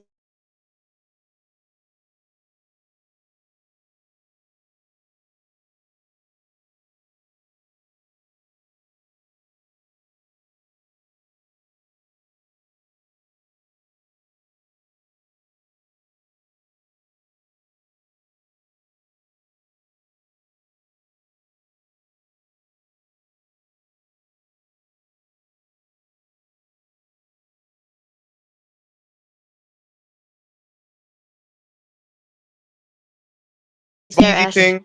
And going for a Bruno against Irithel, where you know that you can have the early game for yourself, you can just go for the late one. So that's the reason they just lost the match. Roger was not the problem. I mean, look at Dusty Mizo. He was there. He was taking on to the fights. He was getting the kills. The kills were even all those times, as Ray mentioned. 8-8, 9-8, 10-11. It was going like that. So I feel like the impact of the goal laner was not there into the team fights more than the way Stark TZ was channeling it out. Whenever the team fight was on, he was there. He's taking on the kills, and he was literally fed up. So that's the main reason. He just take on the game so fast. The second one, but now let's see. The third one, the decider one, will be the funniest and the best one, because I feel like there was a time when we says that LCF ET match eliminators match is kind of interesting, but now I feel like the whole Mythic Showdown, the kind of Debbie, I think 2 matches already happened, LCF versus ZOHUNT. This is the second one, so I feel like LCF ZOHUNT is kind of, I mean, nerve to nerve match. It feels too great to witness this matches. it's Absolutely. like, Look at the MVP though. oh, Stark. A great comeback from the clean. Yeah, there we go. Put it out Kung Fu and he's gonna carry, bro. And he literally did 11 with the heavy crossbows. Everyone is gonna be dying. And that's what we were seeing most of the time. And yeah, cool pose right there as well. Irithel has to be one of his main hero that we have seen so far, right? He opted to go for the Irithel instead of the Granzer to a lot of damage on his hands as well. Asuna? But Asuna, hello, they're exchanging the carries here. Asuna, Actually, Stark just you need gave the that fish. shot to Prime this time. They just swapped the cards. Yeah. I was not expecting that. Winning team. To be fair, Faden was being a hell. Like he was just being a complete nuisance to Asuna over here. And honestly, it was given, but it was just not enough because Stark TZ was the one that they needed to set their eyes deadlock on. Yeah. But how could they? ESL just keeps on run in, and the frontliners, the Bradang and basically Rudis and NT were just proven to be too much. I feel like Lapu Lapu is a great pick, but if you're gonna do a trade with a Uranus, it's not worth it. You're basically playing a gamble, a 50-50, and that's basically on luck. I feel like, but of course it's execution as well. And I just think Uranus is easier to snowball, but at the same Yeah. time, he's also someone that can be easily be taken down as well because he doesn't have any stunts. He basically has heals, right? That's the main thing about him. So I feel like if you're gonna make that trade, you gotta have proper response. And I feel like ZOHUNT this time around they did not have the response in their hand, Debbie. And yeah, I mean it's really commendable, right? Because they literally pick out the Kadita to go against the Fursa, and of course they did that. But who was actually handling Stark TZ? No one, absolutely no one. And Win wasn't able to dive in most of the time, and even if he does, he get bursted out quite a lot because this is a basic attack we're talking about. Even though he got a lot of sustain onto the Lapu Lapu, there's not much you can do when your counterpart is so far up at that point. And I think they already got a lot of scaling heroes as well. And the Bruno, on paper, it actually does lean well against any kind of hero because of the way he clears. I think it was a bad option for Johan to go for. But then again, we cannot forget that he was a very, very squishy being with the Purify as well. He wasn't able to escape any kind of onslaught that LCF bring onto the table as well. And, one thing that's for sure is that even surrounding onto his comfort, he does really, really good, right? Onto the CO, which is not considered really a meta. He wasn't doing the best, but he was also not falling behind like he did into the previous game. If That ZOHUNT was wins this, Ash, Huh? I would just say it's less of a Roger curse and more of like first pick is the win. Like, Oh, that has to be. yeah. But let's see. Yeah, and I feel like Debbie, the if you have chosen that Bruno for the goal lane, you should have, I mean, went for the goal lane gang more, and that's the main reason. I That mean, part, Zohan that was part. totally into the mid lane side more than the goal lane. I mean, they were taking Mm-hmm. any fights because for the first time I've been seeing family problem in that aggressive gameplay for the first time, and it Mm-hmm. was because of the Khalid pick, obviously, and then it's okay. I mean, the match goes to LCF. It's over already. Now is the third match. Should concentrate on it first. And I feel like Zohunt still have the chance to take on the game number 3 for themselves. As the first ban will be a respect ban towards Serar Moon. That will be Xbog. And I feel like again we're gonna see the Pedrin, Basha into the ban list, no Matilda into the pick list. This time I want to see that Farsa, just like the first game, will be into the ban list, or just like the second game will be in the hand of Asuna. I think he's not gonna playing Asuna, bro. I mean, sorry, Farsa, bro. He's like, Hey, I'm done. I'm He done. Yeah, I'm done. I'm gonna pick something else because Farsa, despite having the range and damage, at the end she's a stationary mage, just like Eve, and that is her biggest weakness point. The stronger you are, the more like obvious a weakness kind of becomes like Superman and Kryptonite. Like you're the Yeah. strongest being, but wave a rock around your face, damn, you're suddenly useless. But yeah, jokes aside.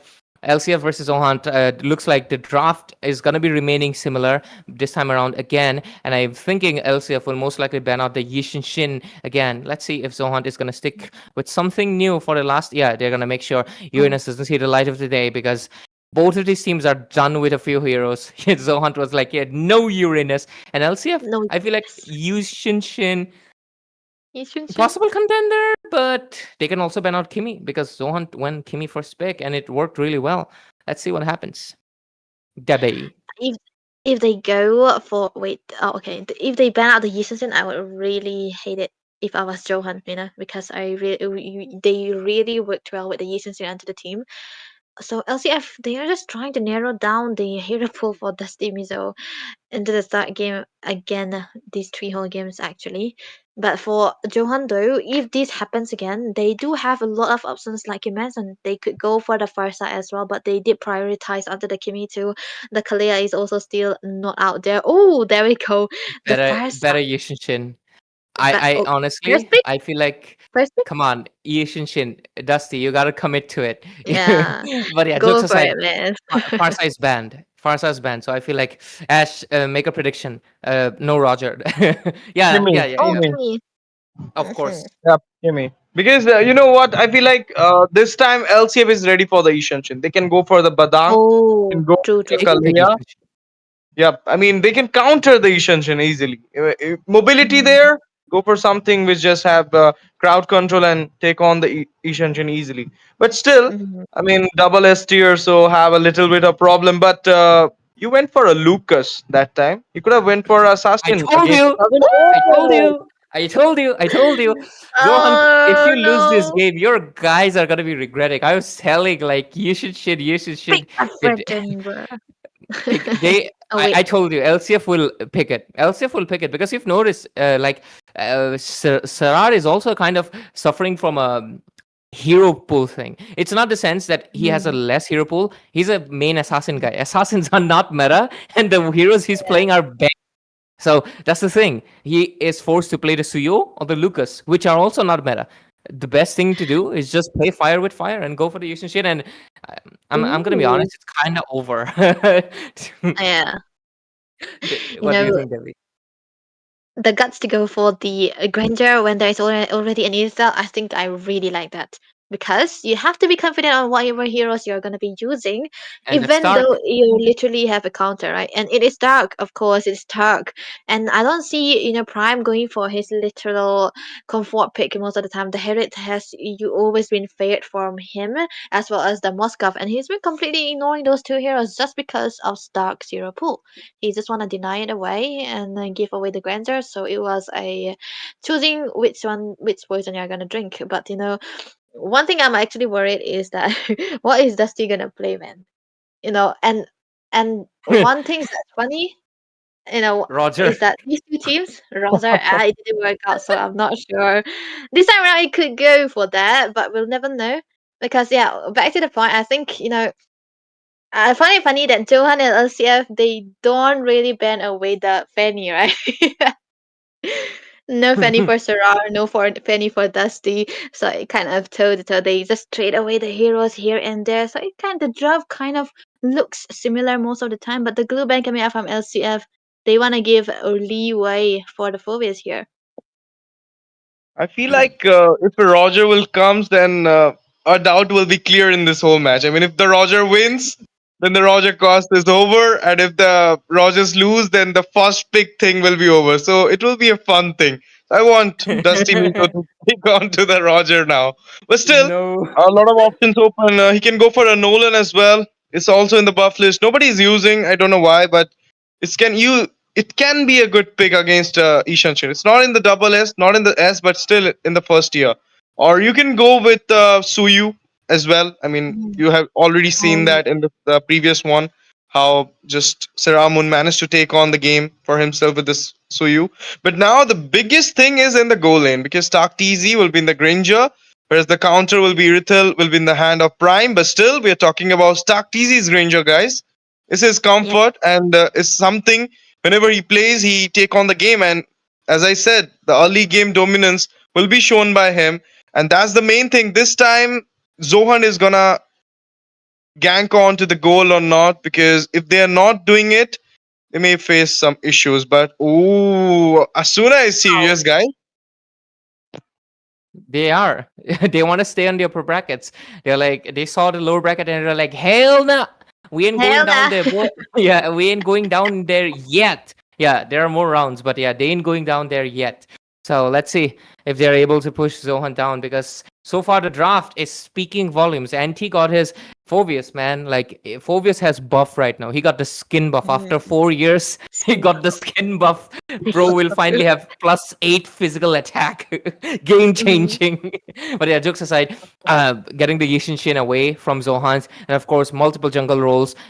There's nothing that Zohan can pick except for the Roger that did not work out well until last game. But of course, he's gonna be pulling out the OG. It's gonna be the joy. That's gonna be dancing with the beats, and it's gonna be really interesting. And of course, they also pull up the CC as well to make sure they have a little bit of upper hand to melt down NT. So last pick that's gonna be coming in Romer most likely. What do you think it's gonna be, Debbie? Rudius, right? He's so good on the setters as well as the pickles. So this guy, he can play a lot of heroes. So I can never tell. Okay, Be the there we go. fetch. He chose to go for the fish. Either way, a face always appears in every game, right? It's either the Kalea or the Kadita, and They love Kalea, fish. Kadita together. Yeah, we love fish. There we go. The last pick for Rudias. It has to be his comfort, right? He also plays so good onto this high heavy crowd control as well. So this guy is very flexible. But I'm actually very skeptical about the CC picks into the hands of Win, because I like him more when he plays all those Same, tanky heroes, right? But the same, CC same. can very do well against the forwards, but how well when the forwards can be more utilized into the team fight. So for Johan, they have to be very precise in their pickings, in their ganks when they want to go for the team fights. Meanwhile, LCF, they can be all in together at one point. Game number 3, decider match. Do or die for both these sides. Match point for both these sides. Ticket to the upper bracket. So let's see if ZOHUNT is having the fun or LCF gonna reign their terror. It's game number 3. Casters, please take on. Thank you, host TZ, again and again, of course. Knockout stage, ladies and gentlemen, just like you mentioned, match 3, best of 3. That means final stretch. At this point, bets are off. They gotta make sure they get the best, and I feel like definitely the teams have and will have to pull up their A game. Into the casting desk, myself, Ray, and I'm joined by this beautiful lady over here. It's Debbie. But let's see, already into the mid lane. I kind of love the fact that immediately the game starts, Faden, Family Problem, Rudius, and Asuna, they're all like, fight, fight, fight. Like, they don't stop. Like, we take you down either way. But yeah, let's see. This is fun, right? This is fun when an equally aggressive mid laner meets another equally aggressive mid laner. So the fight is always still gonna be on, because look at that though. Another fight. Rudius this time around is absolutely alone, but a little bit of a joining coming out from Kimmy, of course. This is Kimmy, he's always gonna be joining away. A lot of winning lanes for Johan as of now, but top lane. And Dasim is already using the joyful beats to just gash out. Low cooldown zone, not gonna be an issue because the turtle comes in 30 seconds. Let's see if there's a stun possible coming in. Faden will retreat with the first kill. So I feel like okay, 2 purifies into the hands of ZOHUNT. So they have to make sure utilize it well. Either Asuna or Rudius will be able to make sure to bait it out for themselves. Turtle coming in few seconds. Let's see. Yeah, I think this turtle is gonna be important for both of the teams, but still they can try to drag this down just a little bit, because they do not really necessarily want the first turtle for a level. But look at that though. Into the mid lane, a lot of damage being dished out. Win, who was able to survive for a little bit, but Faden, there's a trap. You're also gonna be falling, and looks like it's gonna be an easy turtle for the hands of LCF. Look at Anti also disrupting, forcing the retribution out of hands of Dusty. That's a secured turtle, a safe one. 0 for 2, 3 trades. LCF looking strong with the Korean Admiral on their side this time around. Yeah, into the hands of Raven, it still is looking like it will be working again. But Asuna though, with the pressure that he have, and the arrows that's been stunning all over the place, it's just too perfect. So it's gonna be creating a lot of pressure for the side of Johan. They have to be careful on all the ganks that they are trying to take, because the traps are gonna be everywhere, and it's gonna be giving a lot of reason. And NT onto this Phobius is like a lost cause. It's just he always wins with this hero. But look at that though. Blam comes in the body slam, and right now there's a glorious pathway as well, but he will not be getting the glorious end, as he's gonna be getting taken down immediately. Another kill into the arsenal of LCF. Oh, look at the Yushin Shin, just so much value. Immediately takes down the Faden again. 0 to 4. LCF definitely, just like we mentioned, not pulling any more punches. They are going full in. And I feel like it's kind of a mistake for Johan to give away the Phobius into the hands of NT again, because this guy's Phobius has been well known to be loseless, right? Loseless, is that even a word? He doesn't lose on the Phobius, and he doesn't even die, so it's kind of weird, but right? Win though? Gonna fall out. I'm just telling you, I'm just like from True to International, until Yushin gets nerfed or something, or there's obviously the new hero that's coming in, Yushin 100% win it. I can tell him right from the heart. But look at the engage that's coming in. Looks like the next one gonna be falling. Dusty, Mizo into the mid lane. A lot of pressure already built up as well. 0 to 6, and I'm just gonna be honest, it's all because of Yushin 100%. 100% for sure, and he's already farmed up to level 7 already. And one thing that's commendable is that even though they were losing out a lot, Dusty is able to catch up to the level of the Yi Sun, which you really, really want to catch up to because you do not really want to be behind against the Yi Sun, but this is going to be very, very crucial. This turtle is going to be giving him the lead that he required, so Saramon will be having the free level lead that he wait in, but engage though. They just don't have enough damage right now, you know, Debbie. And I feel like with 2 turtles down, the gold lead is going to be increasing a little bit more. ZOHUNT has been able to maintain it for quite a while, but for how long? But yeah, they finally get 1 kill in their board, and that was obviously they take down CC takes down Anti. But let's see how good it's going to be. It's not much value just yet. The gold lead hasn't shifted that much, which is really commendable. But yeah, if you look at the lane pressure and everything, you can clearly notice that LCF is able to build it with the fact that they have a Selena, more vision and more stuns. And I saw it that the Selena have provided a lot, but oh! Okay, already into the mid lane, we see a possible engagement coming in. The slam was there. Family Problem will immediately get taken down. StarkTZ, so much damage. He's looking for a triple kill. Might just be able to get it. Goes in with the flicker, and he gets it for himself. StarkTZ, unstoppable on that Granger, and right now into the top lane. The Earthel looking pretty low. Might just get committed out of here. Dusty Mizo onto the bottom lane, stuck a little bit, and looks like he's looking for that 4th kill in his board. He's not able to get it just yet, but looks like Anti will be clearing the ground for him. 3rd turtle comes in, and I don't think ZOHUNT is in any position to take it. 1-10 score, 4,000 gold lead. That's a lot of damage as well, but Dusty though? Dusty wants to go in for a possible 1 versus 1. He does. Win it out. Shut down. Magic always wins against the arrows and bows, I guess. But yeah, they are going in for the turtle. Dusty is far away, and they are aware of his position. So I think they will be able to get it. They're just trying to give it to the which one? Empty? Alright, that's still a gain for them, so definitely a weird movement, but still a gain for the side of LCL. So they did lose out to the jungle, but the bot lane will be onto the focus by Dusty here again. He does really do this a lot, but look at that though. Might be a possible engage. 4 people, can he survive that? Can he do it? Looks like it's not gonna be a yes, it's gonna be a no, because the stun, it landed there. Got taken down, but hey, ZOHUNT right now trying to prioritize that turret game.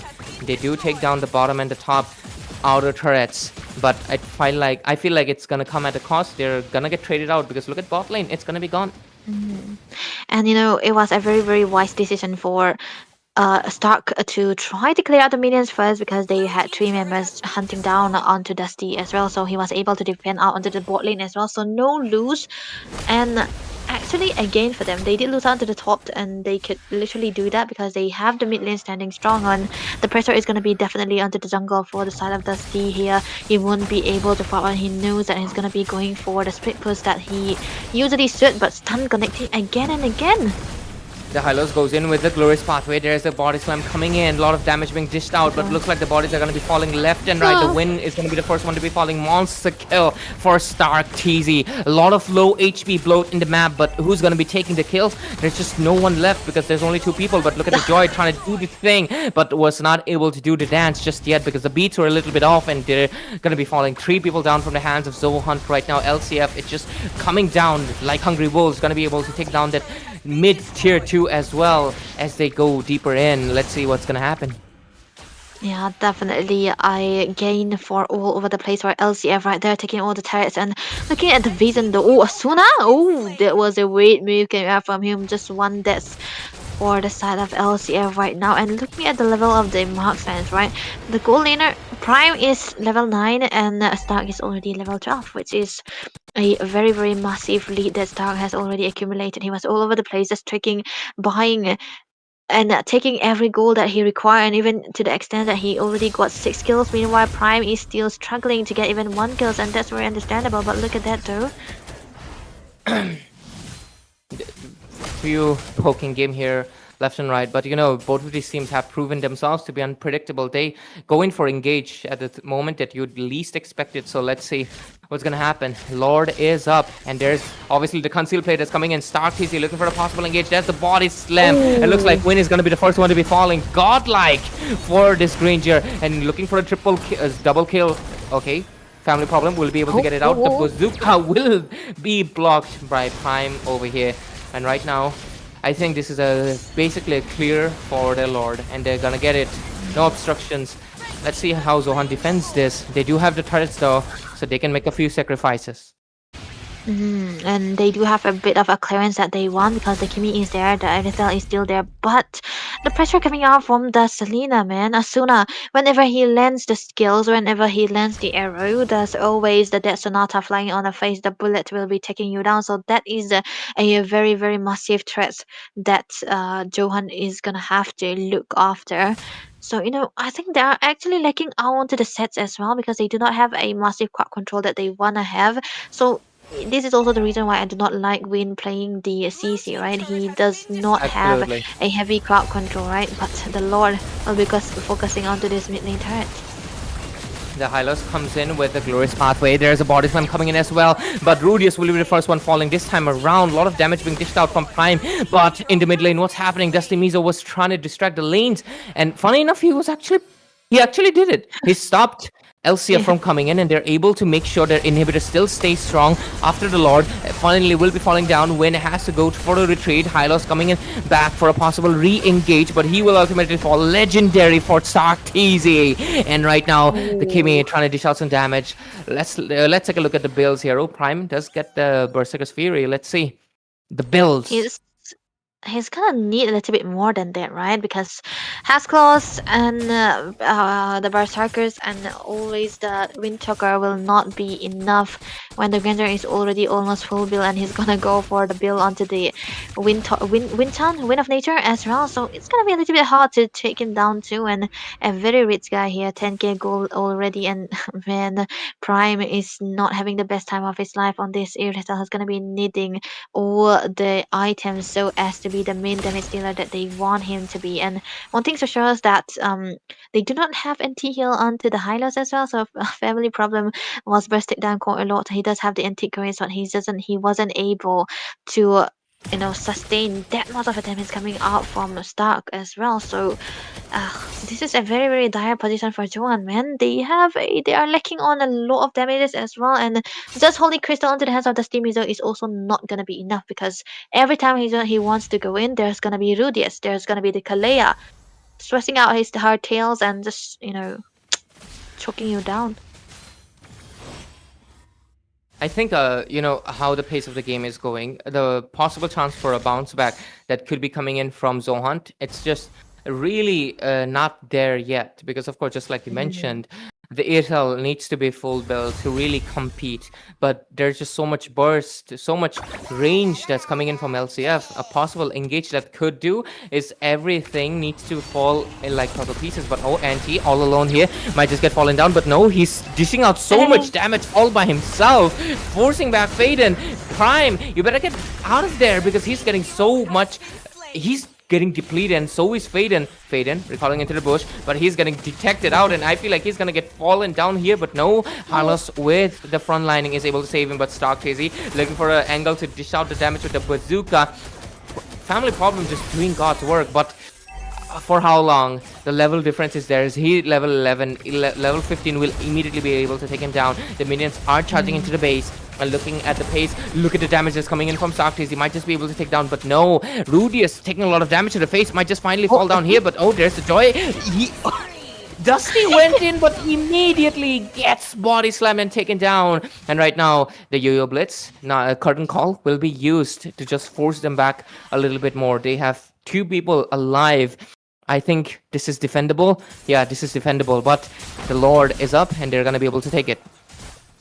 And this is gonna be a very, very crucial Lord for them here, and for the side of ZOHUNT as well. They won't be able to contest it, and it's funnily enough, whenever he goes in, Rudius is always out with his ultimate, and he specifically saved it for him as well. So you really do not want to give out the Zoe a free electrifying base onto their backlines most of the time. And look at that, their fights. The body slam comes in. Win immediately will be the first one to be falling. A lot of damage being dished out from the hands of ZOHUNT as well. But 50% of the HP just gone. They still have it left. They are able to regenerate most of it back. They're going to be able to take the bottom tier inhibitor as well. Not looking good for ZOHUNT. The Lords marching down. They don't have any defenses left. 4 people are alive. But for how long? Because look at the poke, the damage is coming in from LCF. It just does not stop. And looks like as the Lord marches in with the minions on its own, we might just see the end for ZOHUNT because they're really trying to defend it. But they're chill. They're like, hey, it's fine. But let's see, look at the damage being dished out. Wind of Nature being used up from the hands of Prime. A lot of damage here left and right, but Stark barely scraping it off. Will survive for a little bit longer, but it's not going to be a matter. Prime does take down Yishin Shin. He's still alive. He's still defending base for how long? Because the slams just do not stop. And ultimately, looks like Stark TZ will put an end into this series and into this game as they get a 2-4-1 against ZOHUNT. ZOHUNT well fought, but LCF this time around had all the comfort fix, had everything right for themselves, and pushed it into a dominating fashion. But yeah, good defense coming in from ZOHUNT, and they'll be pushed down to the lower brackets for another chance at the playoff stages, ladies and gentlemen. Welcome back, Ash TZ. You shouldn't give a Granger to Stark, a Harriet to Kyle, a Moskov to Fate, and Irithel to Aaron. These are the things players should remember, because it's what, when they get it, as Debbie said in the first game, it became monstrous. And that's what the monster play was. I mean, the first bronze, and we all smacked down Stark. Then I think he's the MVP as well in the third game. And he's the, MVP of the whole series as well. And there you go. LCF onto the upper bracket.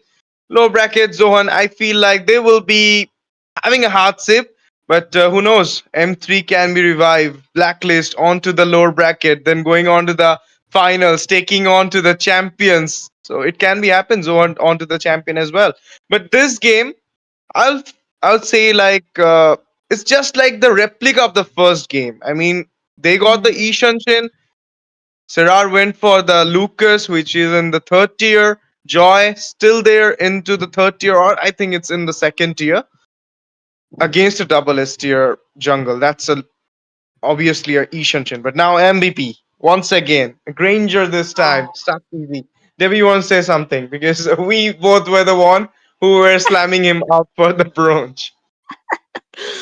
No clean, direct win, absolute win. But of course, Granger, man, into his hands is definitely going to be better than he ever played into the other games as well. So 12 to the score. 7. Okay, a lot of bronzes into the side of Zohan, man. Gotta screenshot this and, try to hang it on a banner or something like that. But Damn. yeah, certified ZOHUNT hater. no, no. But you know what, Ray? There's a word. There is a saying that if ever NT gets his warriors, there's no losing. So LCF, they didn't lose the game as well. So of course it was onto the hands of Stark because he was able to get over the farms, and the level gap was also too much to handle for Prime. He does not have enough damage. There was like 2 level gaps, and that's too much for a goal laner as well. So I think LCF played this so well. They have a lot of comforts onto the side and a lot of annoying heroes, and I still stood by, for ZOHUNT. If they pick out the Yisensin first, it could really be a safe choice. Yep. It's better than the Gimme, I would say. Yep, I said it. They gotta make sure Stark TZ doesn't get the Granger, and they gotta make sure they should have gotten the Yushinshin. They limited out their hero pools and they got kind of choked, but ultimately it's all okay. They have another chance, and I hope ZOHUNT can make a clap back. And obviously we hopefully see them into the grand finals. We're hoping to see all of the teams actually.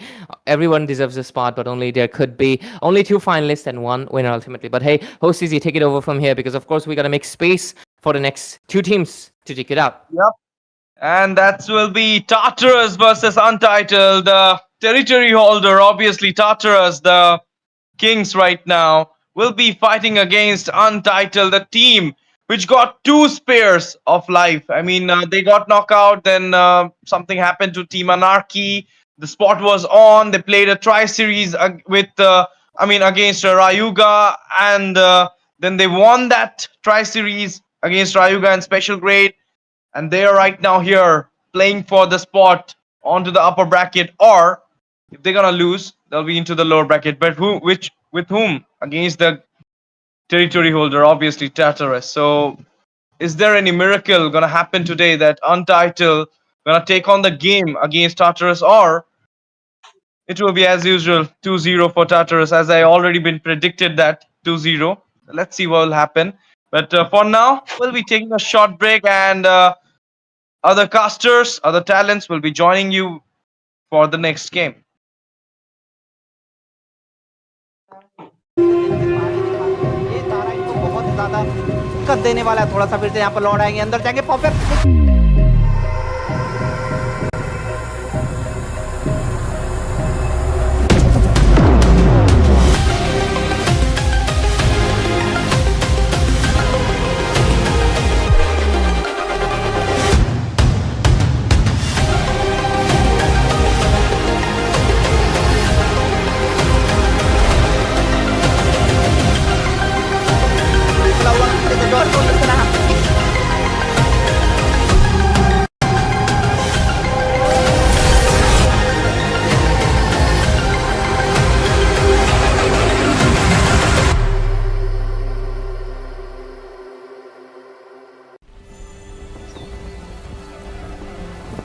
In time immemorial, the endless war destroyed the balance between yin and yang, plunging the Cadia Riverlands into chaos. As catastrophe loomed, a woman of destiny stepped forth, casting aside divinity for the plight of mortals.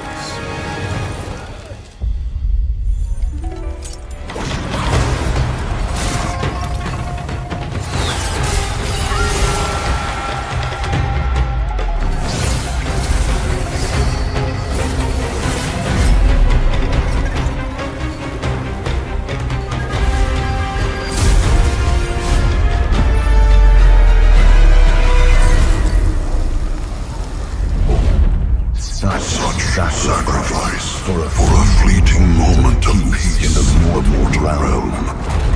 Does thine heart not regret?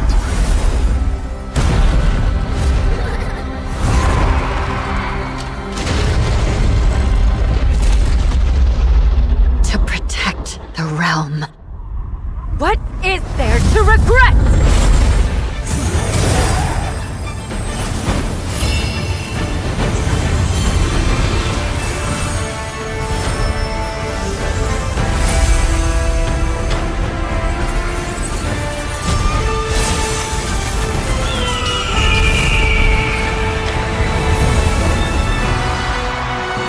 This day, destiny descends once more. Zutian the Ordained, of untold merit and unbound benevolence, preserver of peace and prosperity, unfaded by time. This day, let heaven and earth bear witness as the Phoenix ascends the throne, a realm united toward a new golden age. From time forgotten to the new dawn, as long as I breathe, Shandu shall never fade!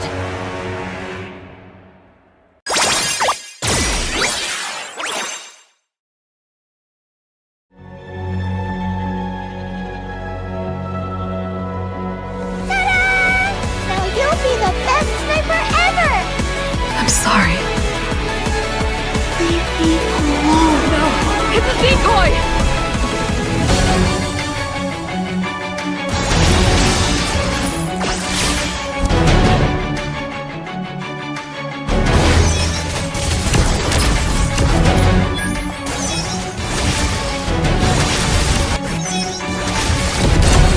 Ever since that day, I vowed to keep you safe.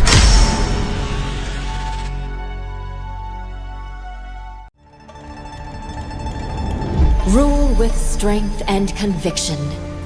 Blossom with grace and compassion.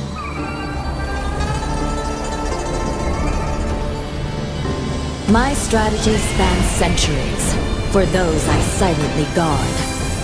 From ashes to empress, my rebirth is eternal. The Phoenix reigns!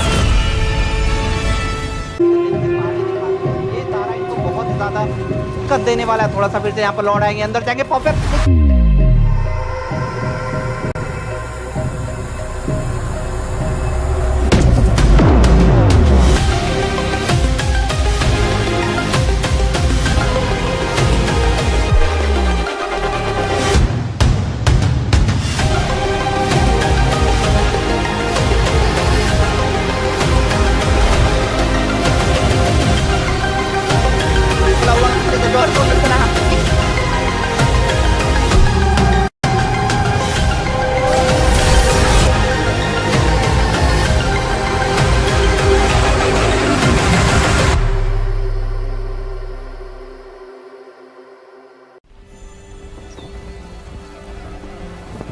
In time immemorial, the endless war destroyed the balance between yin and yang, plunging the Cadia Riverlands into chaos.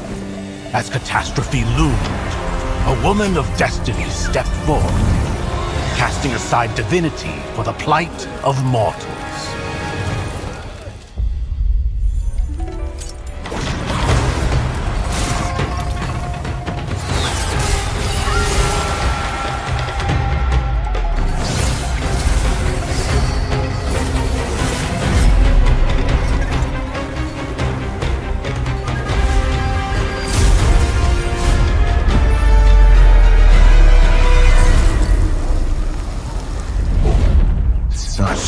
Sacrifice for a fleeting moment of peace in the mortal realm. Does thine heart not regret?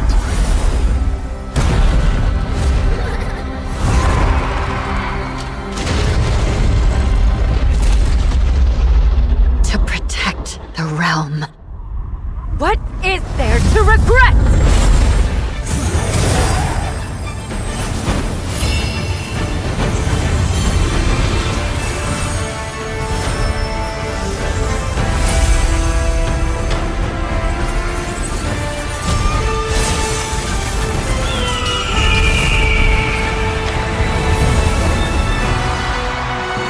This day, destiny descends once more. Zutian the Ordained, of untold merit and unbound benevolence, preserver of peace and prosperity, unfaded by time.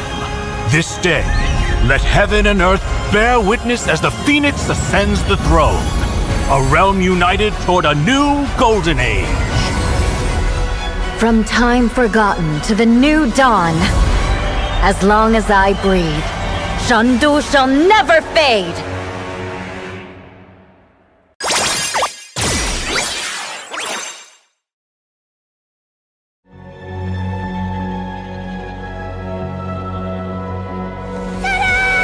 Now you'll be the best sniper ever! I'm sorry. Leave me alone. No! It's a decoy!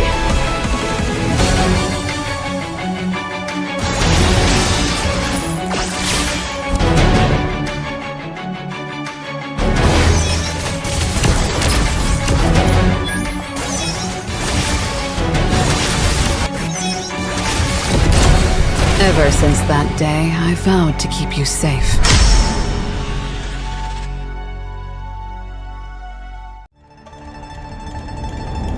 Rule with strength and conviction. Blossom with grace and compassion.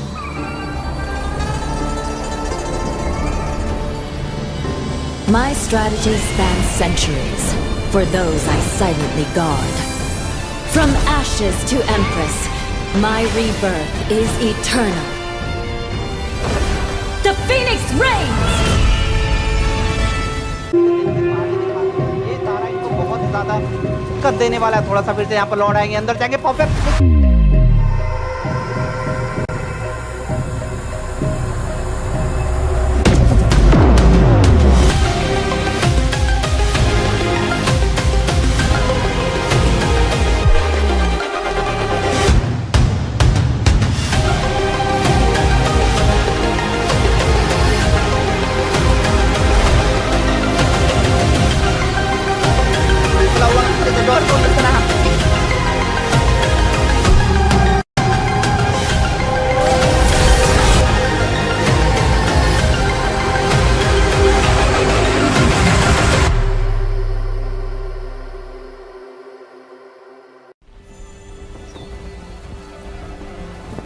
In time immemorial, the endless war destroyed the balance between yin and yang, plunging the Cadia Riverlands into chaos. As catastrophe loomed, a woman of destiny stepped forth, casting aside divinity for the plight of mortals.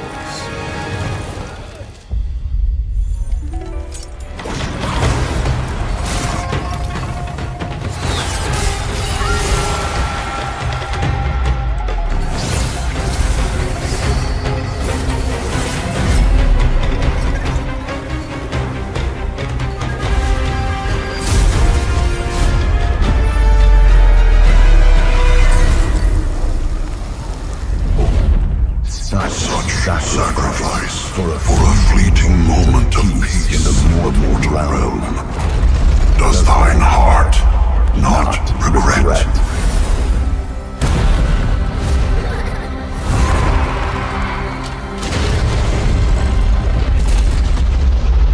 To protect the realm. What is there to regret?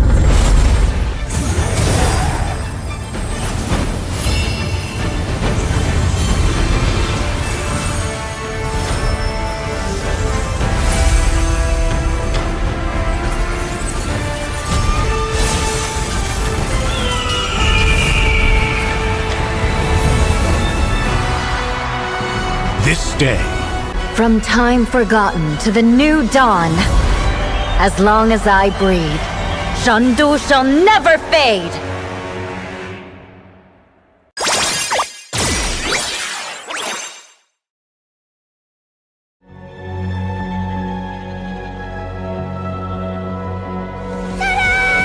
Now you'll be the best sniper ever! I'm sorry. Leave me alone.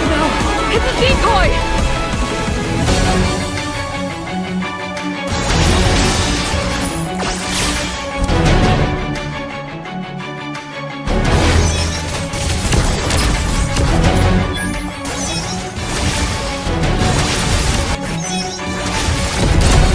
Ever since that day, I vowed to keep you safe.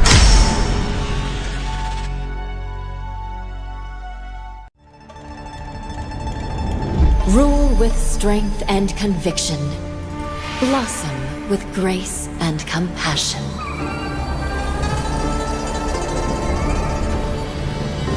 My strategy spans centuries for those I silently guard. From ashes to empress, my rebirth is eternal. The Phoenix reigns! ये तारा इनको बहुत ज्यादा दिक्कत देने वाला है। थोड़ा सा फिर से यहाँ पर लौट आएंगे, अंदर जाएंगे perfect.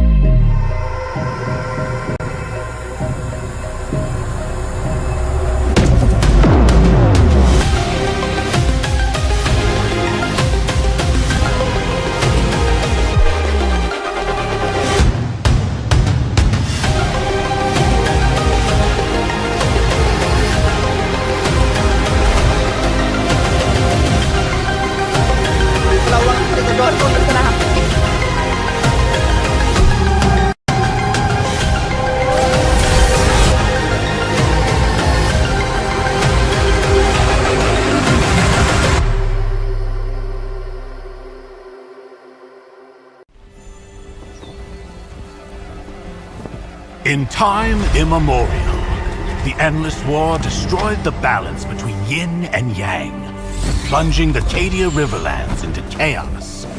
As catastrophe loomed, a woman of destiny stepped forth, casting aside divinity for the plight of mortals.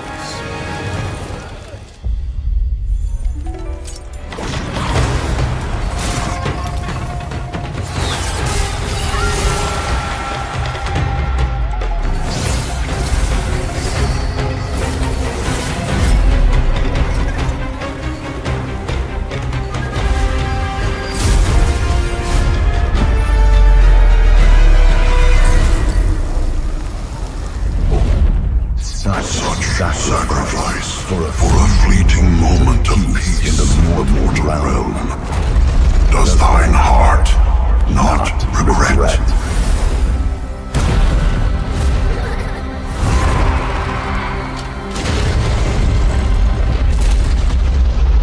To protect the realm. What is there to regret?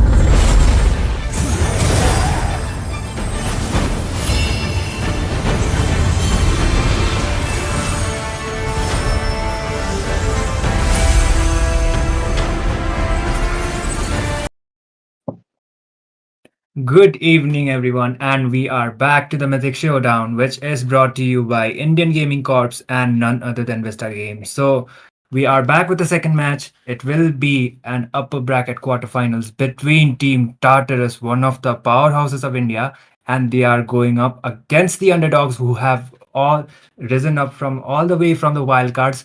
to the Swiss stages and finally off to the playoffs. It is Team Untitled. I'll be your host Itami, and joining me will be Asuya and Peachy, both with the signature poses. And I will start with Asuya. How excited are you for this series? Well, of course, I am pretty excited, Tommy, because we know that it is Tartarus which is playing, and they are considered as the top team in India right now, being unbeatable and setting a lot of records. So, yes, I'm looking forward to how Untitled is gonna fare up against them because it's gonna be a tough match for them. Definitely. And yeah, Tartarus, they are the early favorites already, and we had our talents predictions as well. And I guess it was Sarah as well as STC both were going with Team Tartarus. Like they were preferring Team Tartarus. Like it is understandable because they are the powerhouses. But the question is, if Team Untitled, they are probably prepared for Tartarus, but how well they are prepared. Pichi, what are your thoughts onto this? Oh, okay. Now, I want to see Untitled picking up a challenge and pushing it to game number three. They could do it. Come on, they are the ones who got a spot, right from since Anaki were the ones who did not since they forfeited the game and they won't they said they won't be playing and Untitled won fair and square. So yep, I do believe they have a very good chance to get it to game number three. Yeah, I also believe onto Team Untitled as well. They are like they came up like the underdogs, but the thing is, onto the round robin as well, they managed to defeat Ryuga as well as Special Great in quite a really good fashion, I would say. It was not even, I won't say it was one-sided. Even Ryuga as well as Team Special Great came up with the competition, but Untitled was the better team onto there. So this is one of the teams who have been quite rising up from the Mythic Showdown. Actually, it is like other tournaments we haven't actually heard of Team Untitled, but right now this lineup is actually working out quite wonders. So as Peachy said, I also want to see some competition coming up from them. Even if they end up losing the series, they will be going up onto the lower brackets.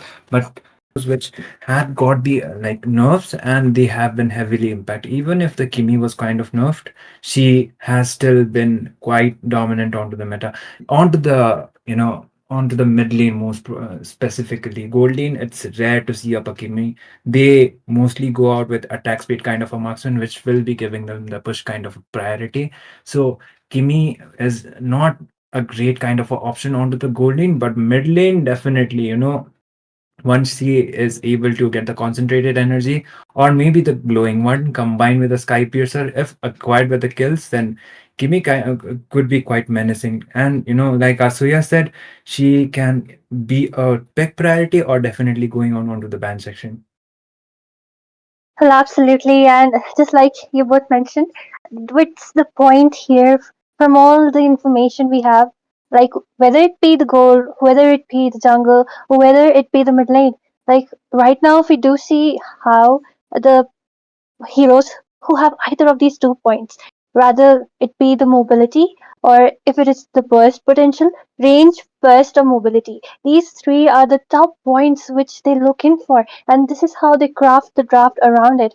Like, for suppose you pick up something like a Kimi, just like you said, then you might go in for something like a Farsa who can burst it down. You can go in for something like a Novaria who can burst it down. You can go in for something like Kadita who has the range, who has the burst capabilities.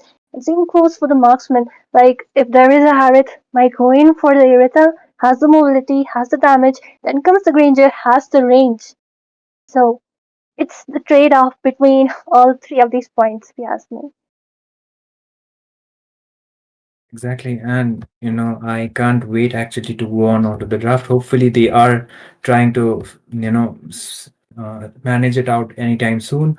But I think Tartarus as well as Untitled, yeah, Tartarus, I guess they have already went on to some land scene anytime soon. But finally, the wait is over and we are here on to the drafting phase.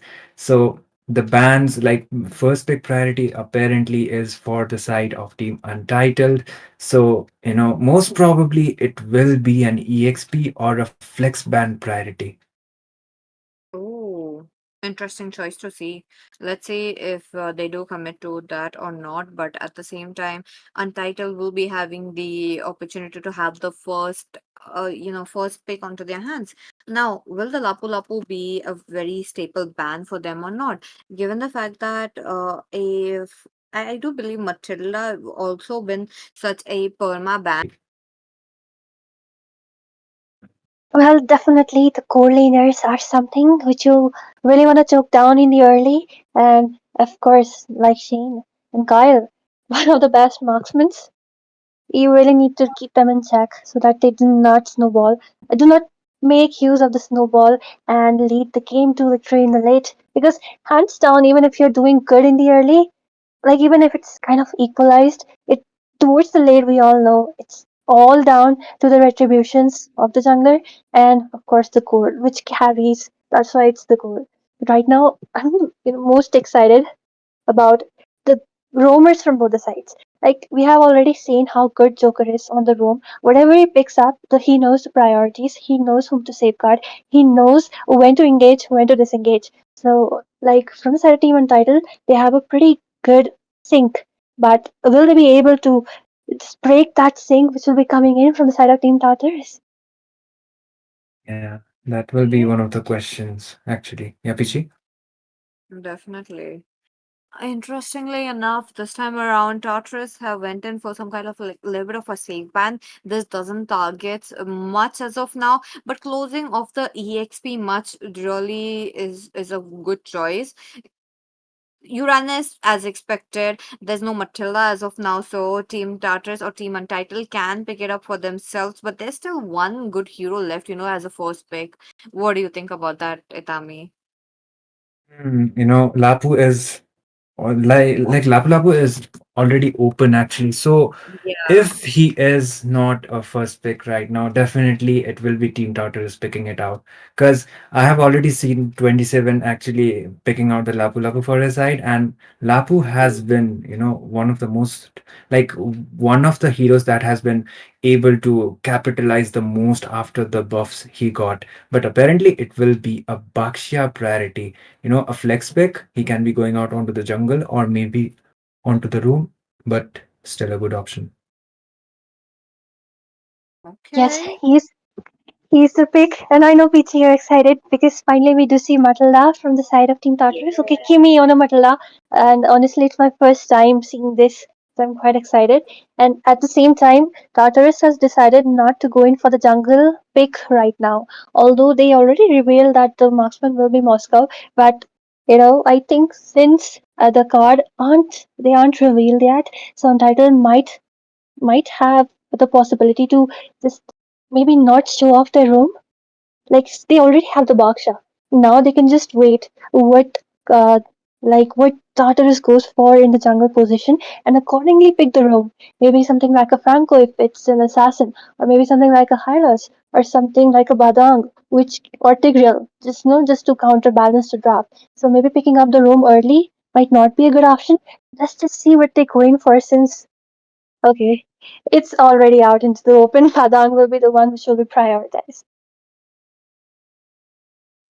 See, I like seeing the badang actually. She calls it And badam and she goes with the badang onto the rank games as well. But anyways, coming back to the point, Lapu was opened out and once again, yeah, as I said, 27 likes going out with the Lapu Lapu as well. And apparently, instead of the Lapu, they gave out the badang. So, I think Untitled, they are going up with more setup kind of a composition because badang, once he uses a flicker combo combined with the walls, the fist crack can be coming up quite handy in terms of the initiation. But Lapu, he can be a complete frontliner as well as deal some, ridiculous amount of damage right from the start of the game. So priority wise, Lapu Lapu, I think TRT are having a bit of an upper hand because Untitled's draft, it looks more of a comfort apparently. They are going out with the comforts, which is understandable because, the pressure is higher compared to the other games because this is the upper brackets quarterfinals and you are facing one of the top threats, let's say one of the top threats that has been onto this competition. I do smell a Xbox coming in. I feel like there could be a Xborg onto the side of Team Tartarus, but oh, the Hayabusa are still open. Okay, no, the Hayabusa's banned. That was the first ban. Okay, like Untitled are really prepared for that. Now that the Angela is out of the way, Florian might be the next as well. Or maybe Florian or the Rafaela could go in as the safe spot. But Shane, though, this time around, talking about Team Untitled Shane, okay, he's a goal laner and he's very, very well versed with the Harriet. Like he's able to pick up any kind of a game no matter what. So I'm not sure about him picking up the Irithel right before they could have gone in for a Harith as well. Yeah, Harith, it's kind of surprising. I would say they have decided to not prioritize the Harith because mostly Untitled, at some point they would like to first prioritize the Harith as well. But Irithel is also one of the picks for Shane, and Irithel has also been quite one of his comfortable heroes, as well as one of the heroes that has been guiding Team Untitled for the victory. And this time they are prioritizing the jungler bans, fighter junglers apparently, and Fredrin. It has been Joseph's one of his signature picks actually. So it is understandable why they banned out of Fredrin. So apparently, oh, it is a Guinevere onto the scene. You know, Mid picking lane? out a Guinevere, yeah, Guinevere jungle maybe. I think it is a Guinevere jungle. Oh Could my be a god. Guinevere jungle because Rome couldn't be an option. Already there is the Matilda, and yeah, it should be a mid lane or a jungle Guinevere because she deals out the magic damage as well. A That's lot. true. A lot of mobility right now in the hands of Team Tartarus. Like we all know, Matilda is the queen of engages as well as disengages, and of course the Guinevere. A little Lapu Lapu, a lot of mobility. Same goes for the dashes and the SOD in the hands of the Moscow. So, how is Untitled supposed to catch any of them out? Because right now, if you do see the draft, okay, they just closed it up with a Minotaur. A second, like, just look at the amount of engaged potential they have right now. What I was going to say is, like, since they have a Baksha, as well as they have a Badan, they will be kind of diving in, trying to initiate. So, right now, they need a mage which can close up the gap, and then because Irithel will be out in the open when they start to engage. But right now, since it is a Lilia who will be in the front lines constantly, she will be there trying to burst people down, and they also have the Minotaur. So the entire draft will be kind of sticking together, and it's hardly very closely knit across our Irithel because she is the one who needs to be provided that safety and the space, and the entire draft looks to be something which they have kind of given away all their cards to Irithel, all their hopes, the late game hopes. They'll be there providing the sets, they'll be there trying to do the pokes, and Irithel needs to mind her positioning, she needs to dish out that damage. Guinevere jungle it is apparently. And yeah, they have, TRT, they have completed a draft with the Novaria, the visions, as well as the Astral Echo coming up from him. From her is going to be providing a lot of map control that they need, and a Guinevere jungle apparently. But the thing is, I most probably think it will be, yeah, Guinevere jungle should be with more of a defensive kind of a build. She can be going out with the damage as well, but onto the 5-man scene, Guinevere works out better if going out onto the jungle, and if she has the more defense kind of items. For the damage, you already have Kyle onto your side, so the Moskov has a really good late game potential. But we are coming onto the land of Dawn. This will be the upper bracket quarterfinals between Team Tartarus going up against Team Untitled. So here we are onto the land of Dawn, Asuya and Peachy. Let's go into the land of dawn. Here we go. First game. Let's see if either of the teams takes it away in a clean sweep or in a 2-1 manner. Now, putting Joseph onto the Guinevere Rome.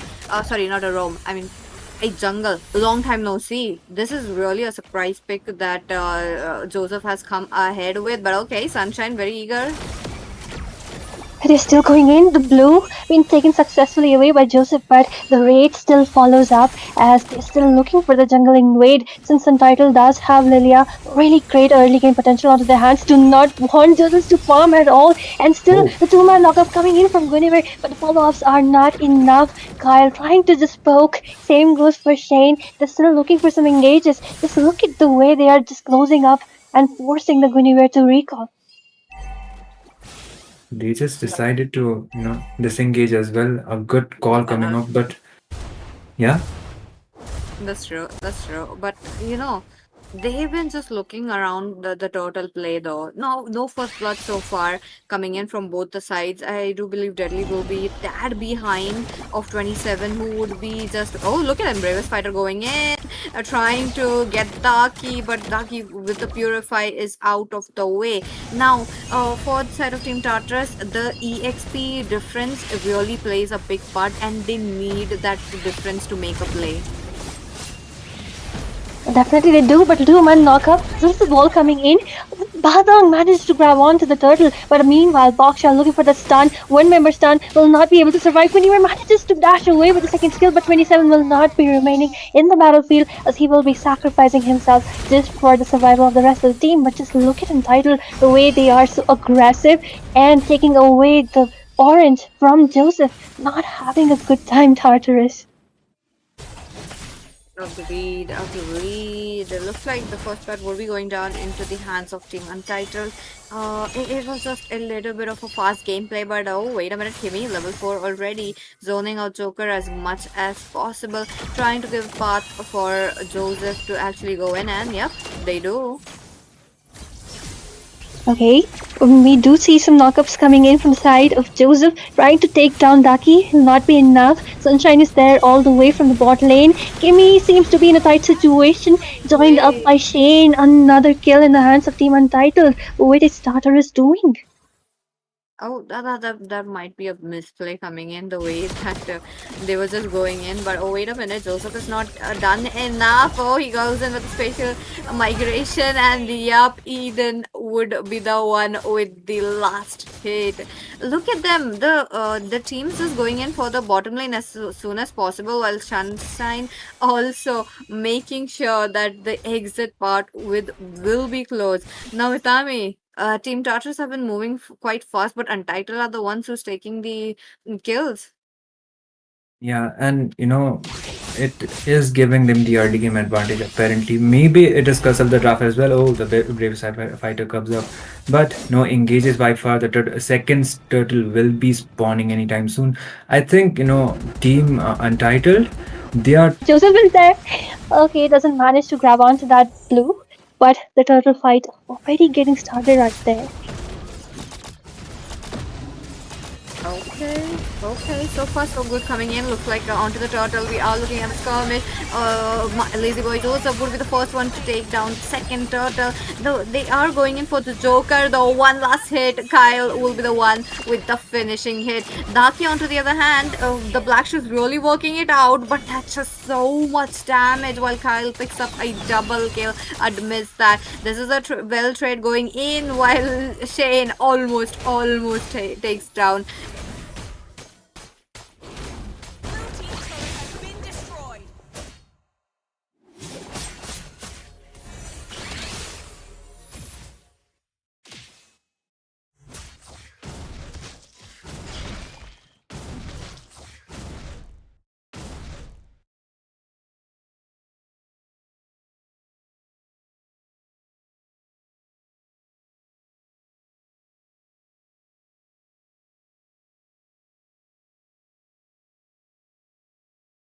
Be done yet, the mid lane taken away. Not a good thing for Team Untitled. Like, we were thinking that they are on the upper hand and they have found a way to maybe counter out Tartarus, since they were trying to choke down Guinevere, trying to choke down Joseph pretty hard, but Kyle enters the fray and the game changes.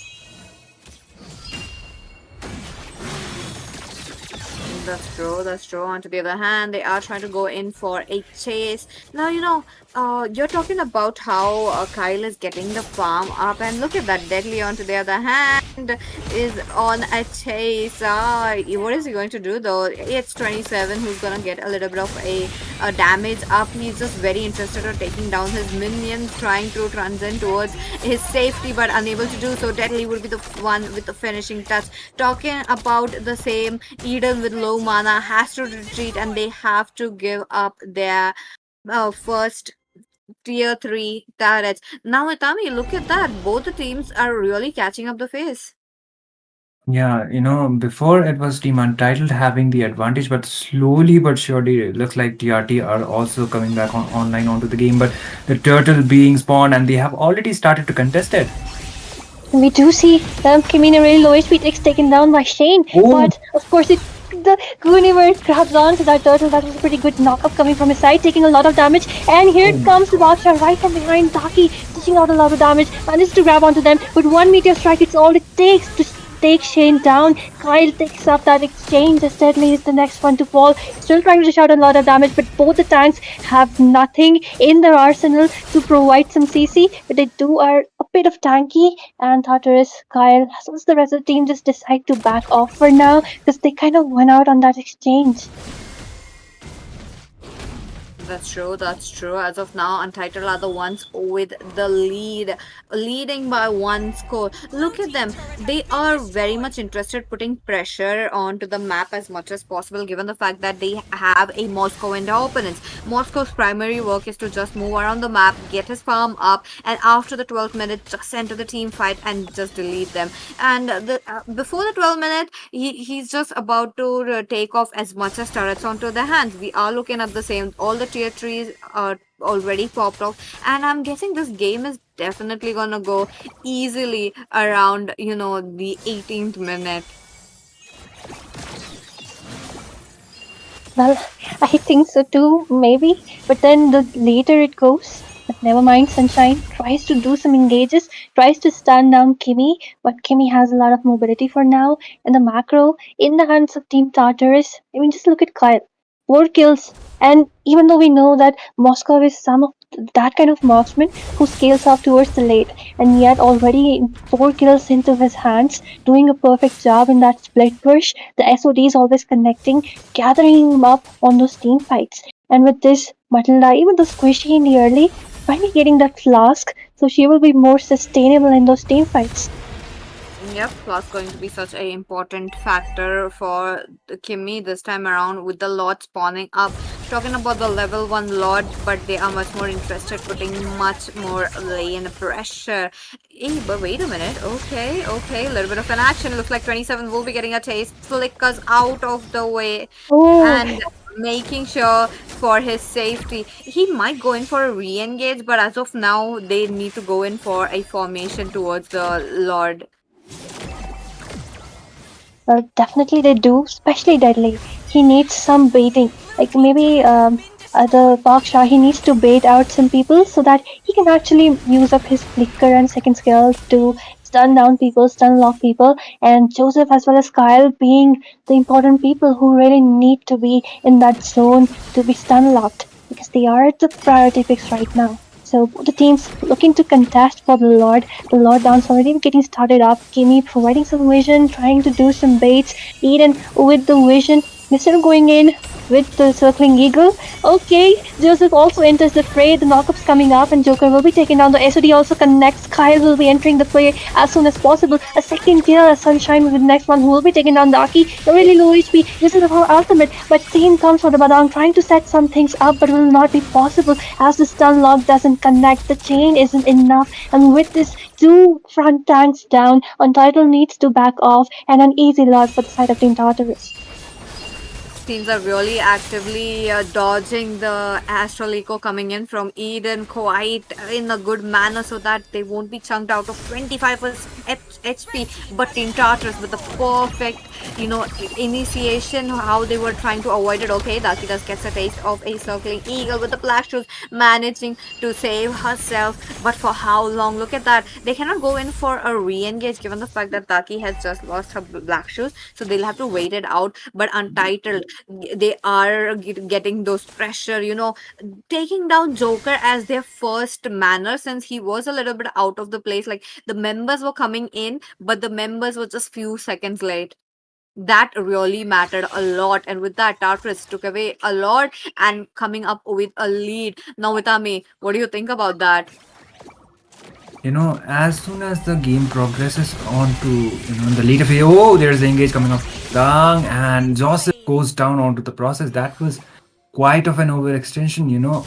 The spatial migration play would have been coming up quite handy, but losing out Joseph quite early, Kimmy, he can be going on with those engages, but the setup will not be there, and looks like this Lord will be taken down from the side of Team Untitled.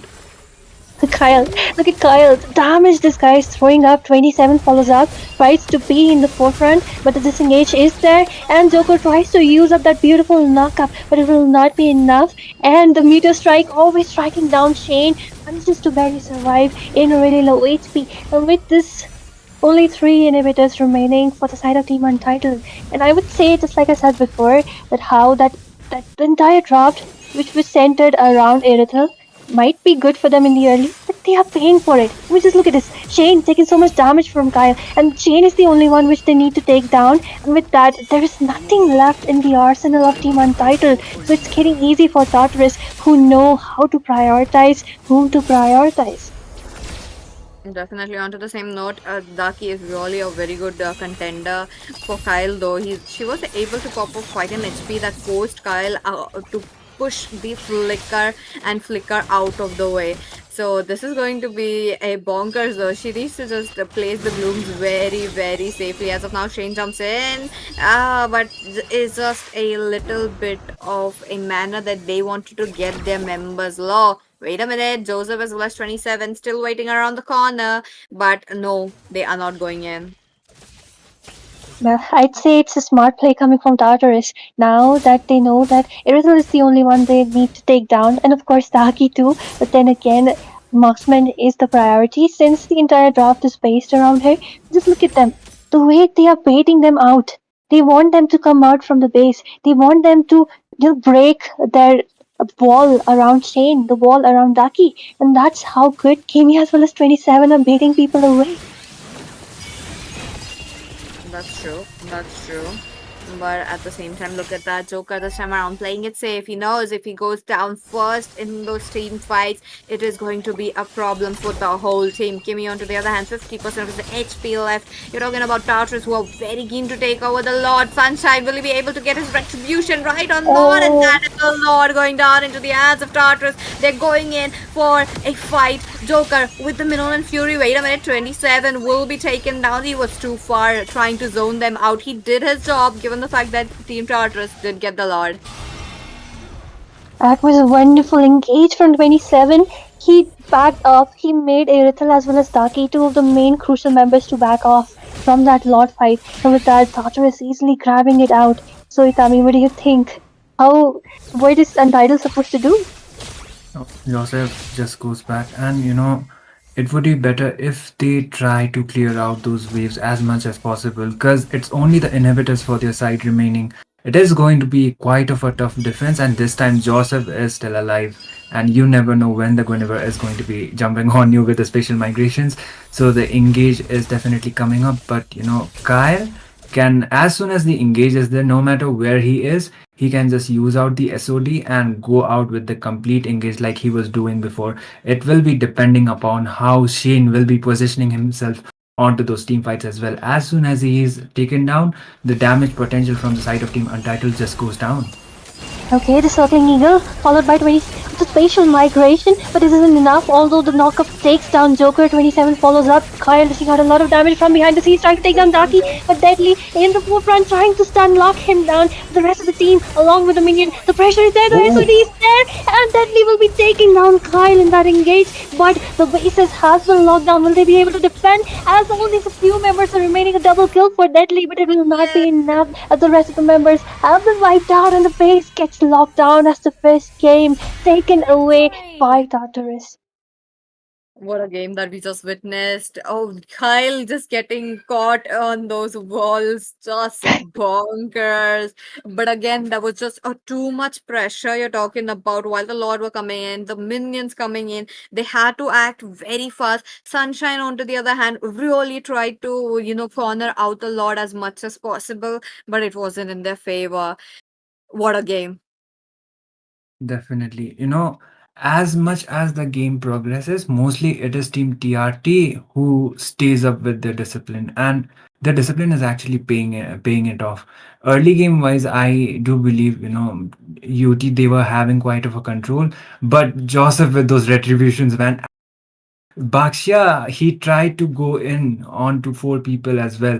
There was 27 just driving onto the back line, making sure not any of the other Untitled members will be joining on onto the lot fight. He was taken down, but the retribution point, like the second retribution from Joseph, it was quite up to the point. And because of securing that objective, this time they did make sure that Joseph will not be falling down anytime soon. He will be coming up with that engages, and as soon as the engage happened, the Monian Fury was baited out. They just went in, and Kyle using his SOD just diving onto the back line, clearing them out, and the crystal being wide open, Tartarus taking the game. Well, definitely. And I would say that Untitled did a great job. But then again, I think they had in mind, let's not let Joseph farm. And the entire draft kind of good early for them. They did try to invade, and it kind of even worked out. Even in the beginning, the rotations were pretty good from their side. But then, okay, but Oh, the MVP he definitely in the hands of Eden. We just look at him, not even a single death. That's how this hard this mage is. You cannot just reach her. And if we do see Untitled's dropped, like they did not have anything which can actually easily go into the back lines. Like I said, everything was heavily dependent on the Iritha, but she wasn't getting any space. crazy enough, it's how both the mages are the MVP. I am loving this. What a match that we just see. Like I'm kind of like in no words as of now. While Eden try to deal so much damage, can we look at the stats? How much damage he dealt? Given the fact that he was just shooting those like a bullet at time by time. And on to the other hand, let's not forget Kyle also did was the very much of a damage dealer. Yep, talking about the same, that is almost as close as a Moscow dealing that kind of a damage. And you know crazily enough, it did match almost to Shane. Look at that.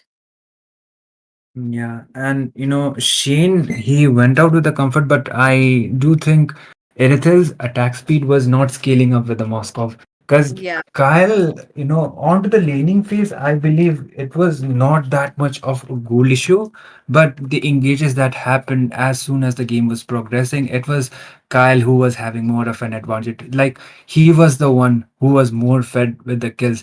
And TRT's draft was, it is understandable why Kyle had so many kills onto him, is because TRT's draft, like, it's completely the damage reliability was completely onto Kyle. The Moskov, as soon as he gets the Trinity as well as he progresses with the itemizations, he is the one who will be the main source damage dealer. Guinevere was more of a utility jungler, and those engages were quite up to the point, I would say, as well as those retribution plays. Yep, definitely they were. And with this, we are into the second game. This might be the match point for Tartarus, but I hope that Untitled can give some comeback. Like they did an amazing job, but then I think the lack of maybe mobility or something which can dive behind, take down Eden, take down Kyle, or something was which they lacked. At the same time, the Barang, he was trying to do his job, trying to lock down Kyle, but Kyle, the sense, the presence of mind which he had, like he was always trying to take down the Irithel as well as Taki, but then still he was making sure that he's not close enough for getting caught up by Deadly. He was sure enough with his positioning that he does not get taken down in those exchanges. But at the same time, the Minotaur, like he was doing a great job. Like his ultimate did knock up at least 3 to 4 people in all those exchanges. But as soon as he goes in, he gets melted down so easily. And once your front line is gone, two soul people with the burst potential, not even having enough gold to melt anyone down, costed them. Damn. This time around, Tartarus onto the blue side since they do have the upper hand of taking down one score. They are really, really close enough to take it away in a clean sweep. But Untitled, come on. They need to take up this challenge and push it to game number 3. But on to the other hand, Uranus is banned. I believe Lapu Lapu might be the next as we speak of. And talking about the same, Matilda of Fovius of that means we might be looking at a Harriet coming in, Itami. Definitely. And TRT this time not picking out the Matilda, maybe they will be going out with a setup kind of a rumor or maybe something else. So, okay, interesting enough. They are banning out the 1-1. Um, I have a feeling that, maybe Kyle might be prioritizing a Granger for his side, or maybe he will be going out with the Moscow second. But Untitled, they are aware of the fact that the goal lane is, prioritized as well as banned out. So it won't be the Moscow. It, actually gave out quite some trouble for the side of Team Untitled before, because as soon as the SOD landed up, Kyle was just jumping onto the back line. But this time it will be Team Tartarus who will be prioritizing the Bakshia as the first pick. Baksha getting prioritized. I'm not a big fan of Baksha, I'd say. But of course, both the teams can make it work out pretty well, especially if we do see in the previous match when Baksha was picked up, Tartarus made sure they banned out the Angela, they banned out the supports. So maybe in this game, we might see Eden on the mid lane Angela, or we might even see Kimi on the Angela, or maybe some sort of support. Let's wait to see what happens. Right now, Untitled do have a lot of options under their hand. They might go in for the Harriet and the Farsa, Oh. and yes, the Oh, both of them are just getting picked up like that. But it makes sense because Farsa is really great. They have even banned out the Moscow, which I would say with the SOD is a potential threat for the Farsa. Right now, Kadita being wide open. Daughters might go in for that because when Farsa uses up that ultimate, she stand alone. Really easy prey for the Kadita. So maybe just match it with a Kadita, match it with the Eve, match it with once again an Warrior. ooh. Kharita could be a very good pick right here. And closing off the 4Vs, that just means they are going in with the cutout Kacha, possibly on the Rome, given the fact that there is a Bakshia. Bakshia first pick. I was expecting a Rome Bakshia coming in from their side and trying to go something of a assassin role, but maybe they're just mix matching it up. Maybe we are looking at an EXP cutout Kacha as well. Uh, looks like we got Kyle back again onto the Granger. This is some of a match that I'm really excited about, and Untitled really getting the idea that it is going to be a Bakshia jungle. I still don't feel like it is a Bakshia jungle. What about you, Itami? I would say it is a Bakshia jungle because Kimi loves prioritizing the Gatut Kacha, and most probably that will be a Rome Gatut onto the hands of Kimi. It is one of his signature picks, actually. And one thing from the side of Team TRT, as soon as they banned out the 1-1, I was expecting a Granger, and this time, yeah, they did go out with a Granger as well. One of the most comfortable heroes for Kyle. And considering the fact Moskov was banned as well, a good option. But the problem is If Team Untitled, they just go out with, they are going out with a utility kind of a draft, because they can be combining with the support as well. The Florin as well as the Rafaela are still the options, but the thing is, will they be going out with a setup kind of aroma, or maybe they will be going out with those additional heals with the supports? Well, like I said, Eden might go for the mid lane Angela. Well, who knows? Baksha can even go for the EXP. But, what I'm excited about right now is the mage option. Like, they can even go for a Faramis at this point, I would say. Because, like, just look at the amount of dive-ins they have. And Ranger has the range, so he can always support. Now, to close it up, maybe just to save up their frontliners and give them an extra life, especially because they want some, some support, some mobility, something for Kyle, some space for him. So Promise can be an option. Let's see what they go for, since even an X-Borg has been picked up, so that would be giving him an extra life. But all the bans are set up. They really do not want Eden to pick up the Valentina. Well, she does have two options, but then again, I would say Valentina wouldn't be as great as a pick like a Kadita or a Faramis in this game. That's true. That's true. And I feel like the Valentina, maybe or maybe not, that is a Faramis. It does screams like Faramis, but they did not commit to a Faramis and they went in for a CC. Interestingly enough, the CC does works very well, but I believe they are lacking a little bit of a front laner. They need a extra HP coming in from the side of Team Untitled. And if they don't, they are going to struggle with the Shane on that Harrod. He's the one who's going to be dealing so much damage into the land of Dawn, and he needs to be protected no matter what. So, being a tank, maybe a Kufra. Oh, Oh, it's just what I said. oh my. Yes, sir. Yeah, Rome. Yeah, definitely a Rome Baksha combined with an EXP Gatot. 27. This is something kind of fresh from the side of Team Tartarus. The joy, it is kind of understandable because Joseph likes playing out the assassins as well. But we are seeing the puppy boom indeed.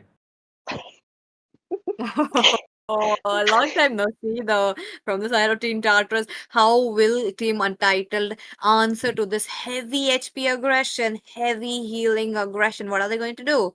Are they going in for a healer, or are they going in for a HP? They need HP as of now. Is it going to be a Minotaur? Is it going to be a high loss? High loss, I feel like it could be a very good pick right here. Well, Hylos, I'm not a big fan of Hylos PG. I don't know, Uh, he just doesn't work out anymore, I would say, especially Oh. considering there's a Boksha, so uh, his heals will be quite limited.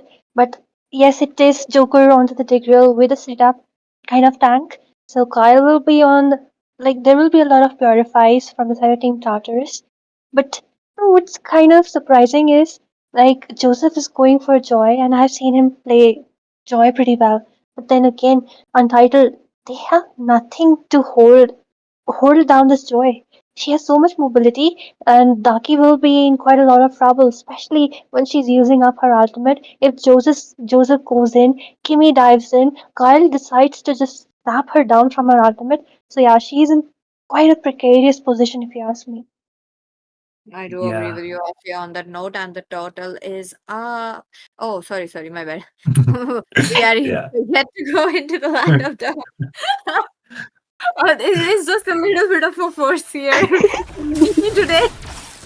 But Oh turtles yeah. are food. I would like to rear a turtle, PC. Okay. We'll discuss about that later. But into the land of dawn, here we go. Best of three series, match number 2.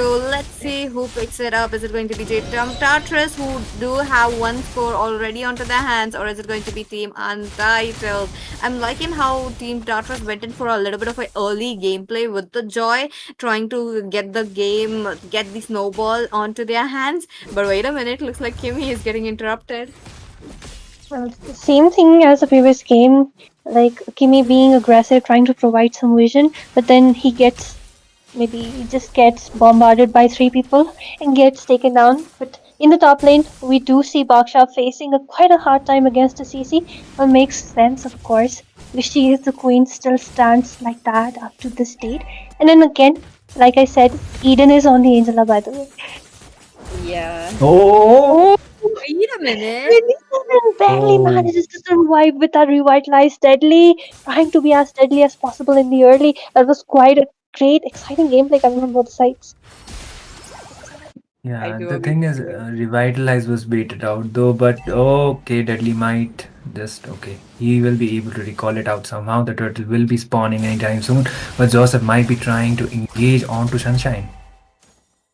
Ooh, okay, okay. No first blood yet. Looks like the teams are just waiting it out for the same. Oh, into the middle lane though. Kimmy comes in, but Joker trying to get a level 4 immediately for the turtle will be interrupted a lot. Eden's just waiting it out, you know. They're just not letting the Tigreal go out of the position. And while the teams will be much more interested in taking down the turtle on their hands.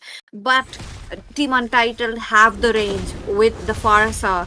They can lower their damage, like I mean lower their HP, but at the same time, Team Tartarus, if they go in aggressively, like head on one, like or just this is what I was talking about. Look at that. Kimmy charging up, taunts three people down. Sunshine takes down Kimmy because Daki also uses up the artillery. But of course, it is Eden on Joseph. They're still doing a great job right there, still trying to throw up Oh, some left and right bits. They are towards the back lines. Daki tries to connect them. Deadly might go in for those kills with his skill. They're still surviving, barely moves Oh, away. good Joseph. Joseph and poor Eden left behind. Oh my god, I'm really sad for you, Eden. You will be sacrificing for that. Meanwhile, it is another kill for them. Ultimate coming in from side of team Untitled. And with that, 27 trying to rush back, trying to provide some help, but it will not be enough as Sunshine will be taking another kill for himself. Level 6 already.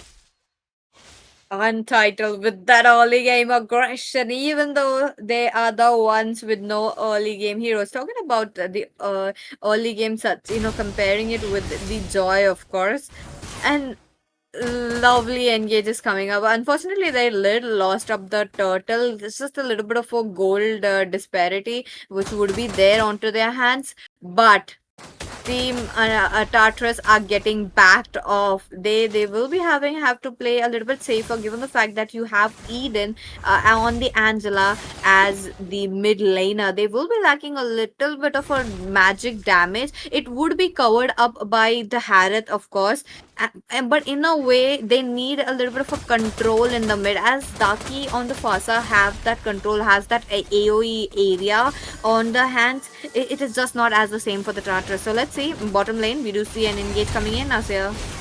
Kimmy between four people gets taunted away, takes a lot of damage, barely survives with the revitalize, uses up the AOTG to move away, but here comes the Oh X-Mark, no. takes him down. That was a pretty good engage coming from Sunshine, but 27 all the way from the top lane, tries to do some plays, the Salmon Force pops up, and Oh, Kyle Kyle. taken down. Another great engage. 27 still surviving between four people, doesn't have enough damage, will be backing off for now. Eden did not have his ultimate ready, could not come in support. At the same time, Deadly manages to take down that HP bar pretty low. And Shane just grabbing onto the gold from the bot tier. Here comes Daki's ultimate once again, stunning them away. 27 barely moves away with the wheel he is. And with this, the next turtle of the game. Let's see which team grabs onto it.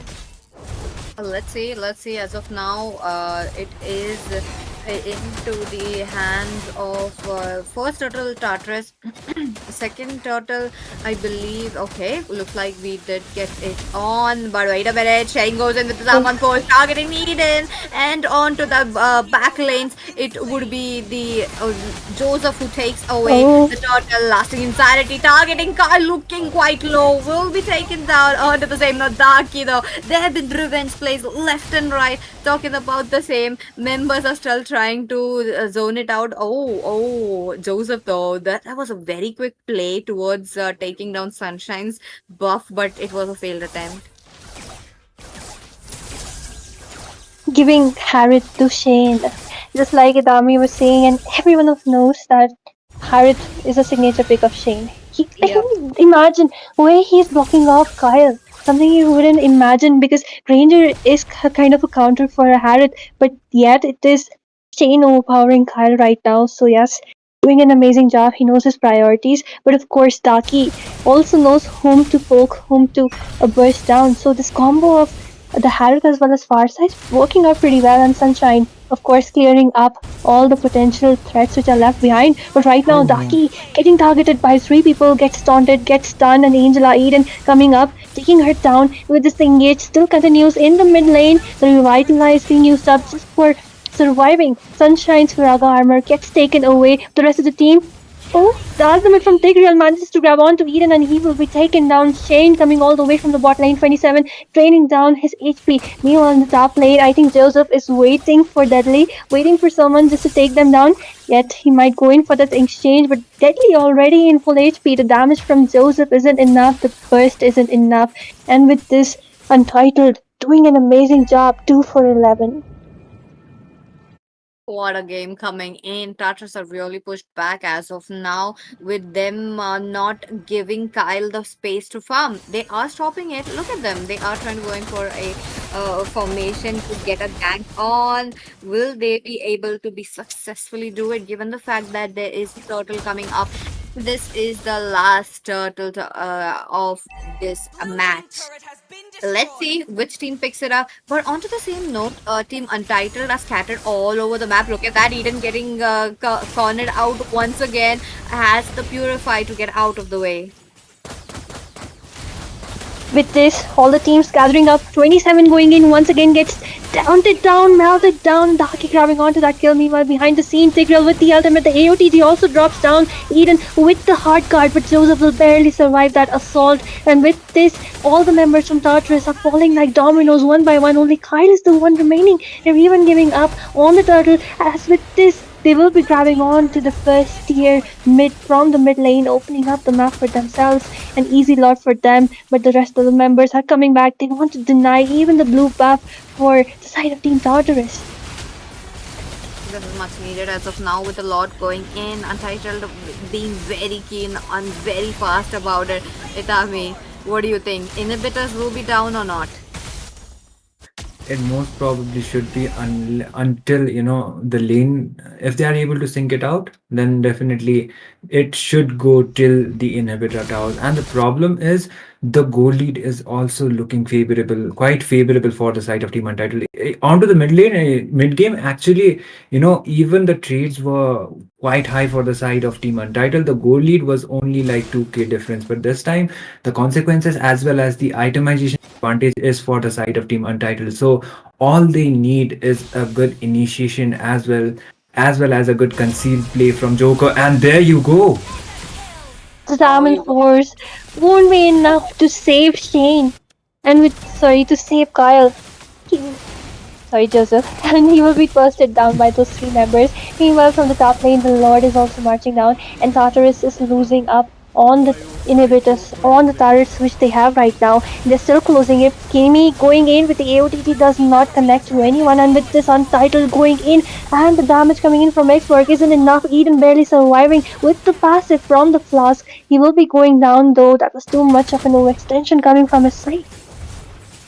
That is true, that is true. And with the lane pressure really going high into the hands of Team Untitled, they are pushing down as much as possible. Look at that. The passive still is going on strong, talking about the tower passive, the inhibitor passive, but it's just 2 minutes left before they get it all. Joseph, on the other hand, getting cornered out. You're talking about him not getting enough space to farm. On to the other hand, there's a taunt for Kimi, but it's just a slow game. Tartarus knows if they give up any more kills, it's going to be quite hard for them. PJ, I would say they are lacking a bit of maybe burst because they have a mid lane Angela. So their entire draft kind of depends on Kyle. He's the only one who will be dishing out those damages, especially considering that Joseph isn't able to do anything. Like, even if Eden ults on him, so much HP in the hands of Team Untitled, so much mobility that even Farsa is being protected pretty well, I would say. So now the only thing is Kyle, who can make a difference. But if you do see the way he's getting absolutely decimated by Daki as well as that combo coming in from Shane, no survivability from his side. That's true. That's true. 3 for 17. Kyle hasn't been able to get anything, though they do have two revitalize onto their hands. They are still struggling up with the, facing the invitation coming in from the side of Team Untitled. Look at them, waiting it out. Maybe they are just pushing it to the like utmost late game, but Untitled are not backing off as well. Darky pops in with the feathered airstrike. This is just a little bit of a scaring technique before they go in for the Lord. Well, absolutely, they are going in for it. 27, providing some visions, but the Sunshine's true damage is absolutely decimating, wrecking them down. Meanwhile, behind the scenes, Kimmy fighting 1 versus 4. Joseph and Angela goes on behind. Kimmy will be gunned down by Shane. The damage is absolutely insane, but Kyle manages to grab on to Sunshine. They'll lose the jungler, but Kyle will be next on the chopping block as Shane does a second kill for him. And with this, getting heart stoned away from the Lord, and an easy Lord for the side of Team Untitled as Tartarus decides to withdraw. Itami, what is Tartarus supposed to do? I guess, on to the Lord fight. Sunshine was trying to make sure that the Golina Kyle was not able to join on to the team fights, and that is what exactly happened. He just fell down. And one problem for the side of Team TRT is the one who is acquired with most kills right now is 27. So, even if Kyle is trying to come up with the trades are not happening. And what TRT needs to do, unless Team Untitled make crucial mistakes, then I guess that might be the only possibility that Team Tartarus might be coming up with a comeback. But on to the, as the pace of the game is right now, it's definitely favorable for the side of Team Untitled. Very much as of now. Look at them, the Lord marching down from the mid lane.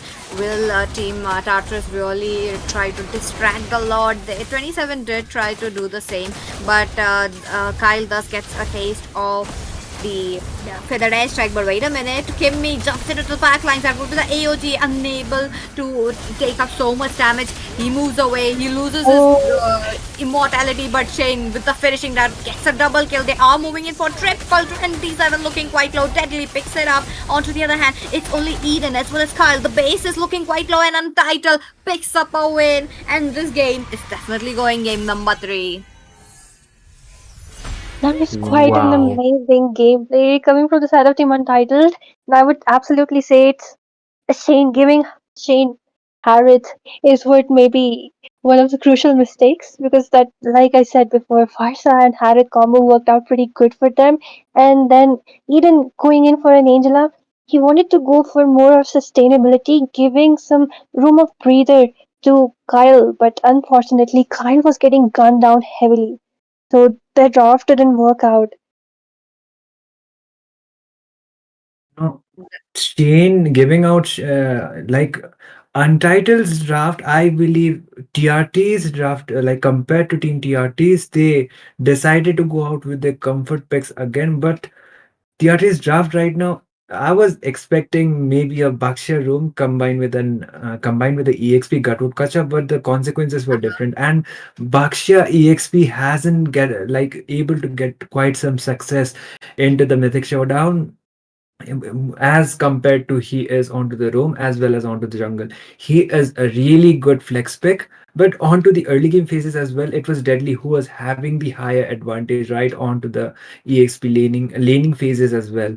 And the problem with Kyle was he was not able to stack up with the Granger, as like he was trying it out, but the problem was like Harith was able to dive on onto the back lines, and they were just making Daki was just making sure the Granger was zoned out with a feathered airstrike, and as soon as they acquired the kill, it was Shane who was dishing out the most damage from the side of Team Untitled. That's true. That's true. Giving Shane the Harith is just enough, okay?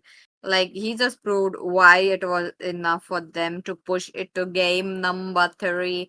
We'll be shortly going towards the draft. Don't go anywhere. But onto the meanwhile, the giveaways are on. That means type in hashtag Mythic Showdown, Mythic MS capital, and you will be entered for the giveaway. And as well as do like the stream as well. And let's start again with the predictions. Team Untitled went in for an absolute domination despite Team Tartarus having that early game domination in their draft, but they weren't able to capitalize it much onto their hands. do Untitled have a chance to actually get this victory and get Tartarus the one lose in the Mythic Showdown? I'll be Well, honest. I do want to see an upset. Oh, I love Team TRT as well, but I gotta give kudos to Team Untitled too. Like, they have been coming up with that underdog kind of a journey, and TRT has been one of the favorites to actually win out the entire tournament. Like, according to the fans and according to most of the people, because we have seen the tournament dominance coming up from them. And Untitled, they were kind of new, but we were definitely not expecting this. Like, we were expecting Untitled to come up with a really good competition, but to go to against TRT like this, even if like whatever the outcome is, they will be going like one of the teams. They will be going on to the lower brackets, but still, I actually do want to see an upset. that's true. That's true. I would love to hear opinions about the same as well. well, I would love to have Untitled win. Oh, Yeah, because we all know that Tartarus, they are such a good team, and yeah. like when a new kind of team, just underdogs, just come up, they perform so well, and then they are able to compete against one of the most top team in India right now. Yeah, it's something which changes a lot of stuff. It's really exciting to see. But yeah, let's see what happens because this time around, I am sure that Tartarus, they will not be underestimating the enemy. And like just like I said before, they did not have burst. And Untitled, like each and every hero had burst. Xborg had it, CC had it, and of course Kyle had it, Taki had it. And of course, Joker, I would say he's one of my favorite tanks. His tanking, I would say, is really great, especially on those setter tanks, as well as Matala kind of supports. He plays them really well. That's true. We just witnessed how he was there present for the team, towards the team 24 around the clock, which was a good thing to see. But looks like team Tartarus really crumbled against the snowball that they had. But as the on the same note, I am awaiting for the draft game number three. Like Chargers are known to take away the game in a clean sweep, and this time around they did not. They are here up this late. They just want to take this game to game number three.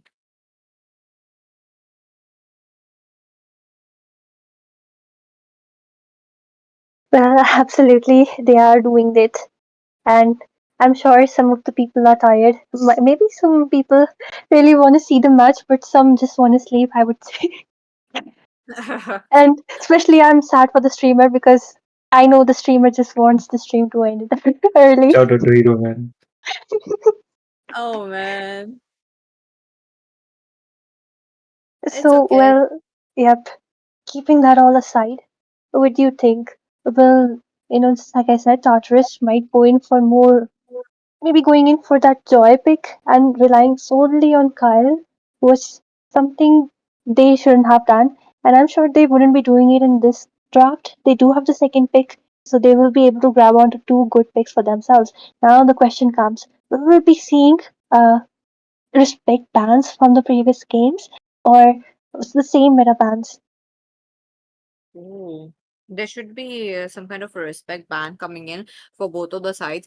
Over the time, Joseph, who's been known to play those assassin heroes, he did evolve playing those fighter tanky junglers as well. It's been such a surprise to see. But the last game, they could have capitalized a tanky kind of a situation along with Angela, but I'm not sure why they did not. But I really have to highlight the fact that the caster predictions are up at the Instagram. That would be Indian Gaming Corps, and looks like Ashley's predictions was proven wrong, and Sarah's is just they are just very close. They might or they might not happen.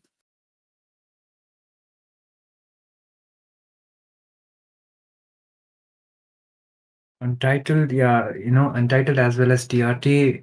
This time around, the Farsa has been banned out, so not even Daki or Eden will be getting the hands to the onto the Farsa. We did see Farsa coming up from Daki, but this time, they don't want to give it out to Eden.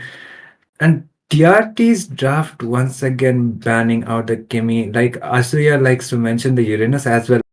Lapu could have been quite of an options, but looks like neither of the teams are banning them out. So I actually wouldn't be surprised if they get prioritize finally a Bakshia ban coming up either of the sides. So it was both of the teams who were prioritizing the Bakshia before, but I think like this time around they don't want to give them the first pick Bakshia priority. I love that pinball machine. Yes, the pinball machine will be grabbed up. This unkillable, immortal person. I don't know The what it is. flying Not a fountain. person. Okay, okay, he's a fountain. Okay, a fountain of joy, a fountain of health, a fountain of regeneration. So yeah, I would say don't give this hero out. Why? Why did you give this hero away? Don't do The that. hero, you know. Uh, They, I'm they, you know, sorry if they I'm might, interrupting. they, I'm sorry if I'm yeah, interrupting, but okay. Uranus, he is one of the heroes who requires a boots, even though he doesn't have he doesn't have the legs. It doesn't Oh, make any sense, but it is what it is. okay, okay. It's okay, Tami. Well, but I would say maybe pairing Uranus against maybe a glue, maybe a CC can be the viable options. And for the marksman, they have gone in for Harith. I would say carry could work out better. But let's just see what Tartarus plans on because Kimi once again on the Gatotkacha. We did see in the last game he was missing out quite a lot of his arts. So maybe in this game there are stakes, so he needs to make sure that he's not, missing those initiations. That's true. That's true. As of now, uh, the character is going in for the same kind of a gameplay. I mean, the heroes talking about the Harith as well. They want to capitalize on their hand, but keeping the Granger open, uh, is it a good choice? I don't think so, but okay. Looks like Asuya's least favorite hero is up, along with Karita. She doesn't like the horse guy. What do you Yeah. mean? He was one of my. He was my favorite Ironically taken. enough, Uranus, he doesn't have legs, and Hylos, he has two legs. Wow. Two No, four. The Or Hylos is four. I'm making so up for sorry. the legs. Four. Yeah. Hylos is making up for the legs which Uranus lacks. That's true. That's true. Look at them. Liking the draft so far, they are providing a little bit of a slows for this Harith as well. Given the fact that Harith, his movement speed will be boosted with the Zaman force, so that is going to be a little bit hindrance. But you are looking at a Gatotkacha. Gatotkacha will be coming in with the AOGs at the pack lanes as much as possible.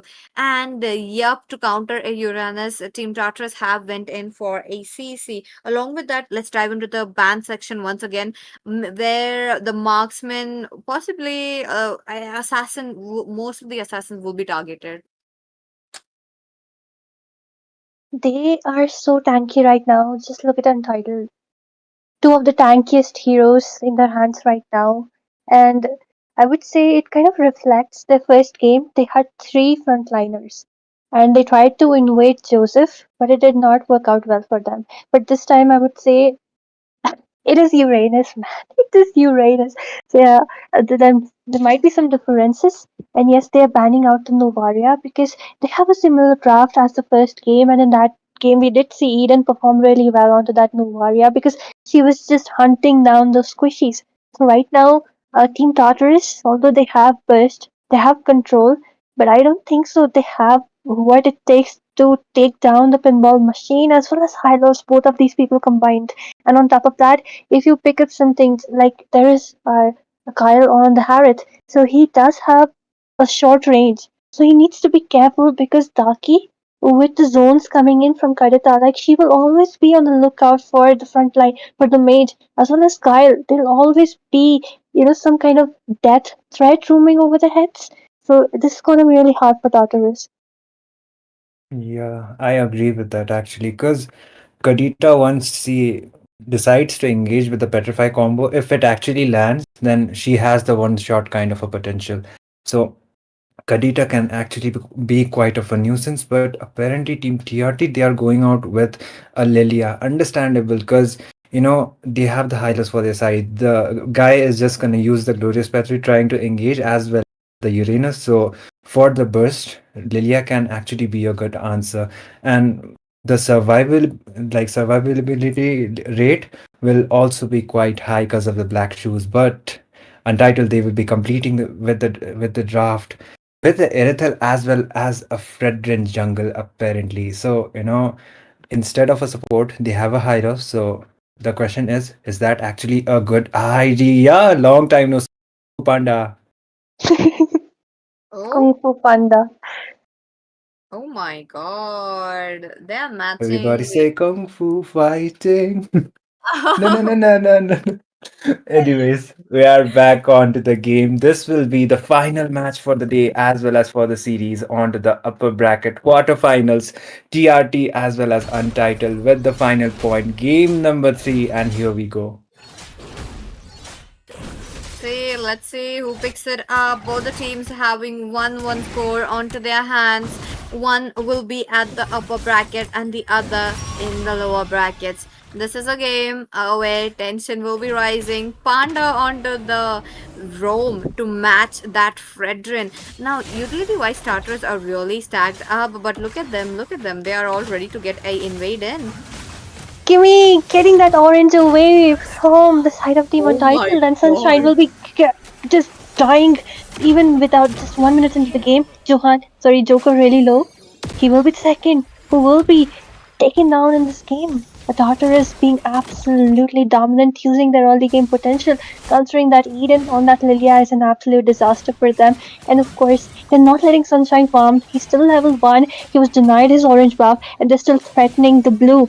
Joker comes in, they're still looming around, and just look at that, another creep stolen away from his hands. Tartarus being really aggressive in the early. The SSO team is also coming up. Here comes the Deadly with the Uranus trying to zone them away. Joker, although, once again getting taken down, and this is why I don't like Hylos. Okay, okay, but it was kind of a needed in this match given the fact that you have a Harrod on your opponent. Trying to slow down him as much as possible could be a should be a priority. But onto the same note, Turtle is up. Which team will be having that upper hand? As of now, Team Tartarus with the early game snowball with Akai constantly moving around the map, making sure Sunshine won't be reaching level 4. This is crazy. Not even level 3, and they are already again trying to take down Joker.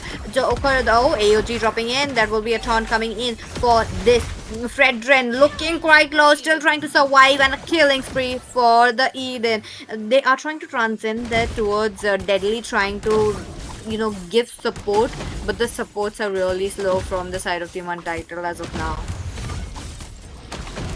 Tartarus showing how aggressive they can be. I mean, once again, another taunt landing onto Joker. He's not having the best time of his life, getting bursted down by the Lilia. And here comes the Karita. Daki trying to do something. The damage isn't enough right there. The orange still getting buffed. The taunts coming up. Kimmy goes back, Joker goes back, but the knockup coming in, and Eden will be sacrificed as a result. And with this one kill in the hands of Team Untitled, but will it be enough as they're still aiming for the blue, not wanting Sunshine to farm at all? They're still going in for the aggro, 2 versus 2, Kimmy with the taunts, and Kadita does not have the ultimate, so it will not be enough. The blue getting denied once again. Sunshine only level 3 and level 6 on her Panda. And with this, Kyle still trying to shout some damage onto Shane. Will be taken down as Kimmy follows up with the AOTG.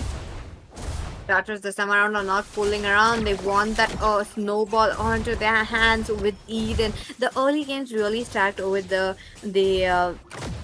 mid lane definitely, but the other side though, I really want to see how they will be trying to manage it up. Kyle on the other hand looking quite low along with Kimmy, still trying to take down as much as gold sheet possible. Now, what is a good course of action for the side of Team Untitled, Itami? Since this is the early game, even if you have a little bit of a gold difference, you can still manage to bring it up. Yeah, definitely. And TRT having more of the map control. Oh my goodness, Ducky just got bursted down from the hands of the Lilia as well as the taunt from the Garutka. Oh, they just decided to go back. Kyle trying to play it out quite safe and doing out the recalls. The taunts are still there. The engage is coming around with the Zaman Force as well as the engage. Sheen will just be going back. AOG comes up from Kimmy. There is the Appraiser's Wrath, but it won't be able to sustain the damage. Sunshine goes down onto the process.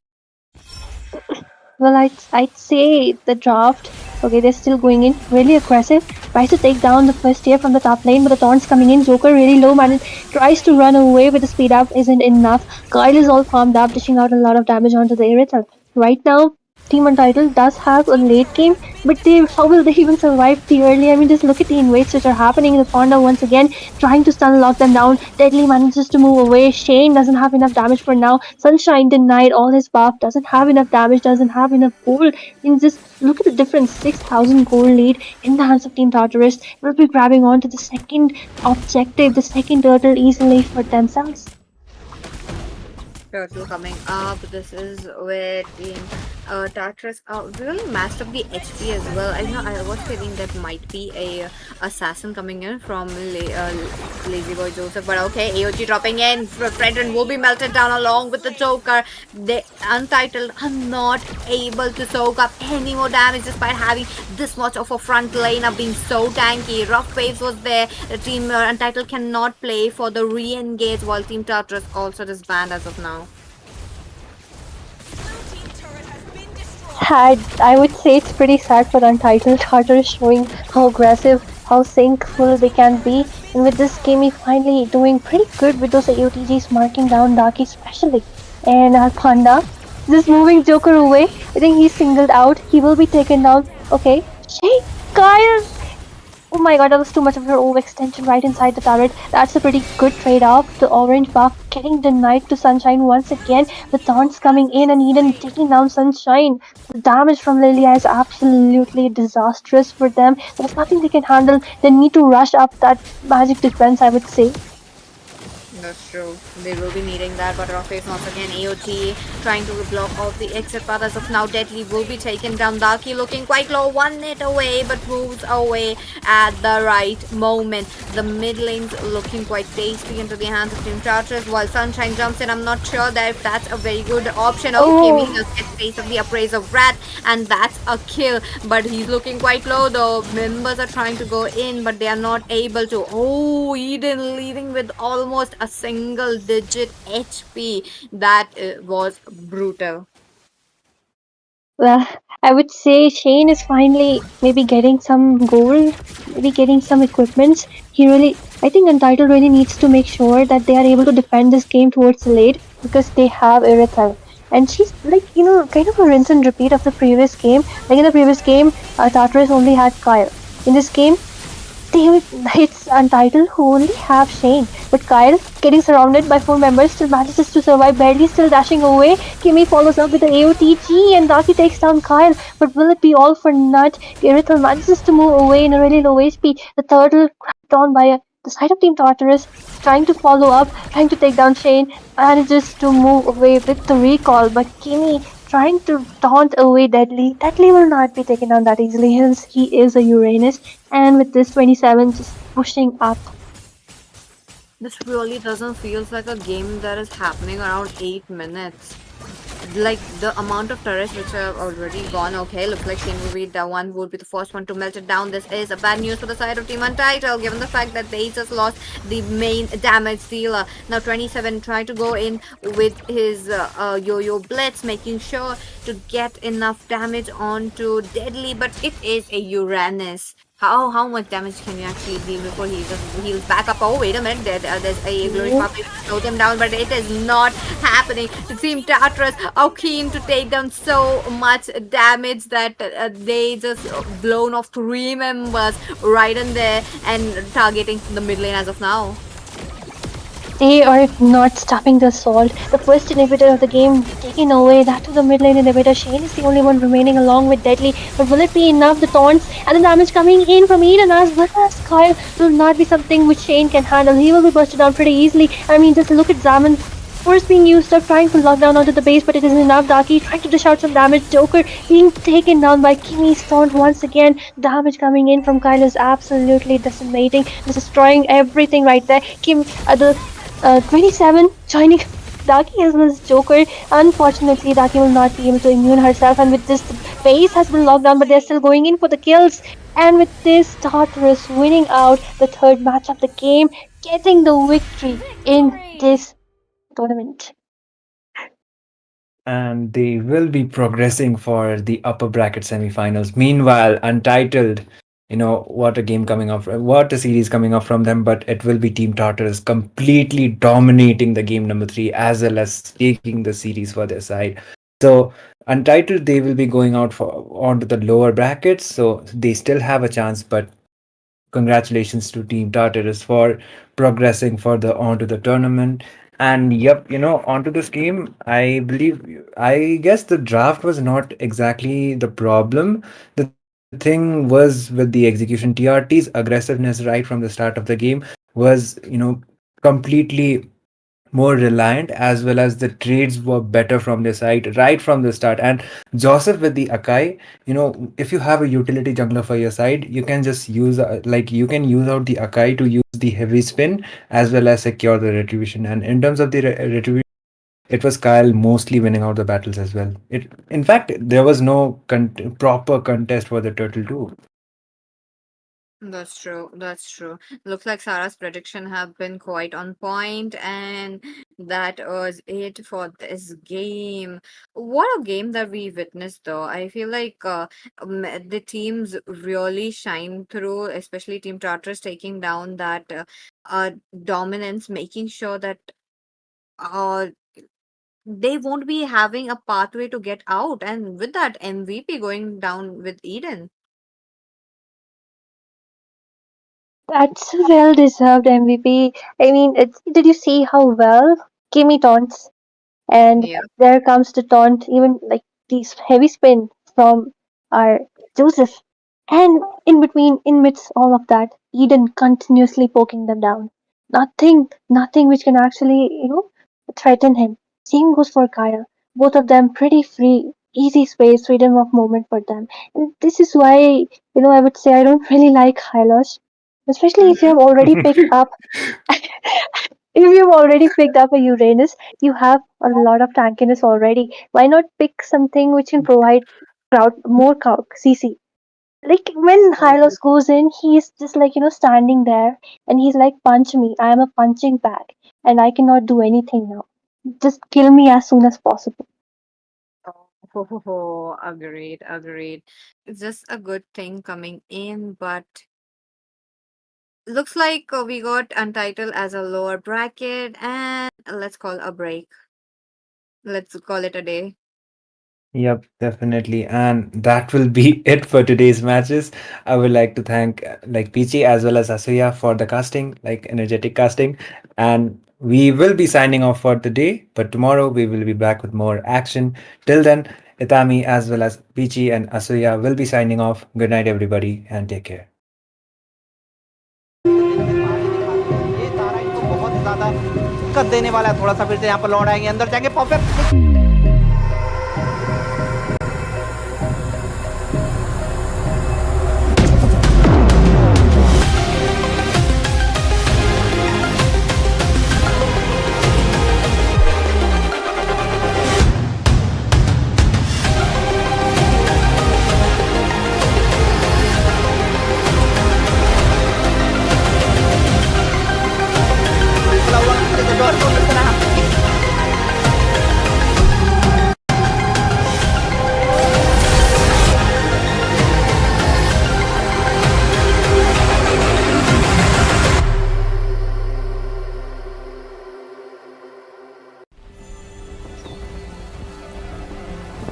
In time immemorial, the endless war destroyed the balance between yin and yang, plunging the Cadia Riverlands into chaos. As catastrophe loomed, a woman of destiny stepped forth, casting aside divinity for the plight of mortals.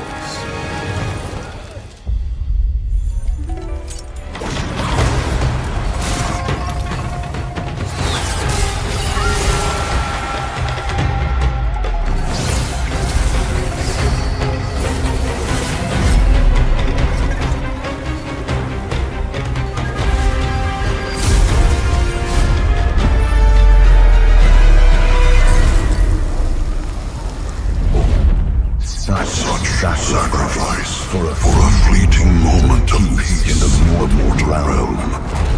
Does thine heart not regret?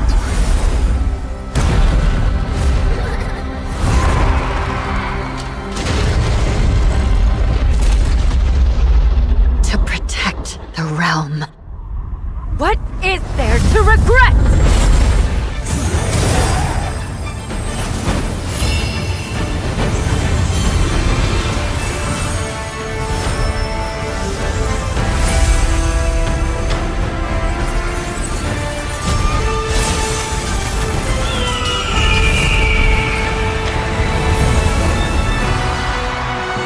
This day, destiny descends once more.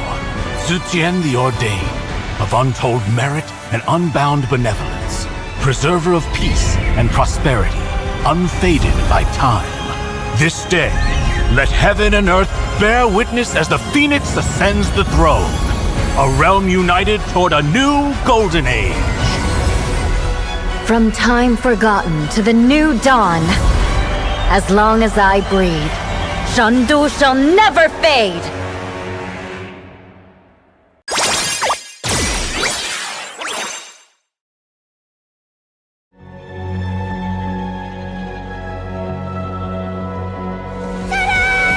Now you'll be the best sniper ever! I'm sorry. Leave me alone. No! It's a decoy!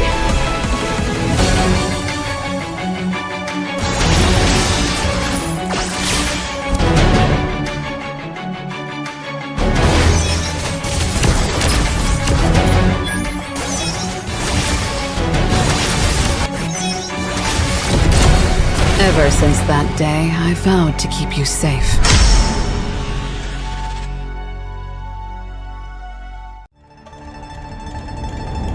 Rule with strength and conviction.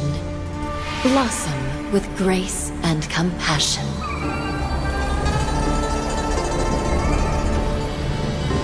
My strategy spans centuries, for those I silently guard. From ashes to empress, my rebirth is eternal. The Phoenix reigns! ये तारा इनको बहुत ज्यादा कर देने वाला है। थोड़ा सा फिर से यहाँ पर लौट आएंगे, अंदर जाएंगे, परफेक्ट।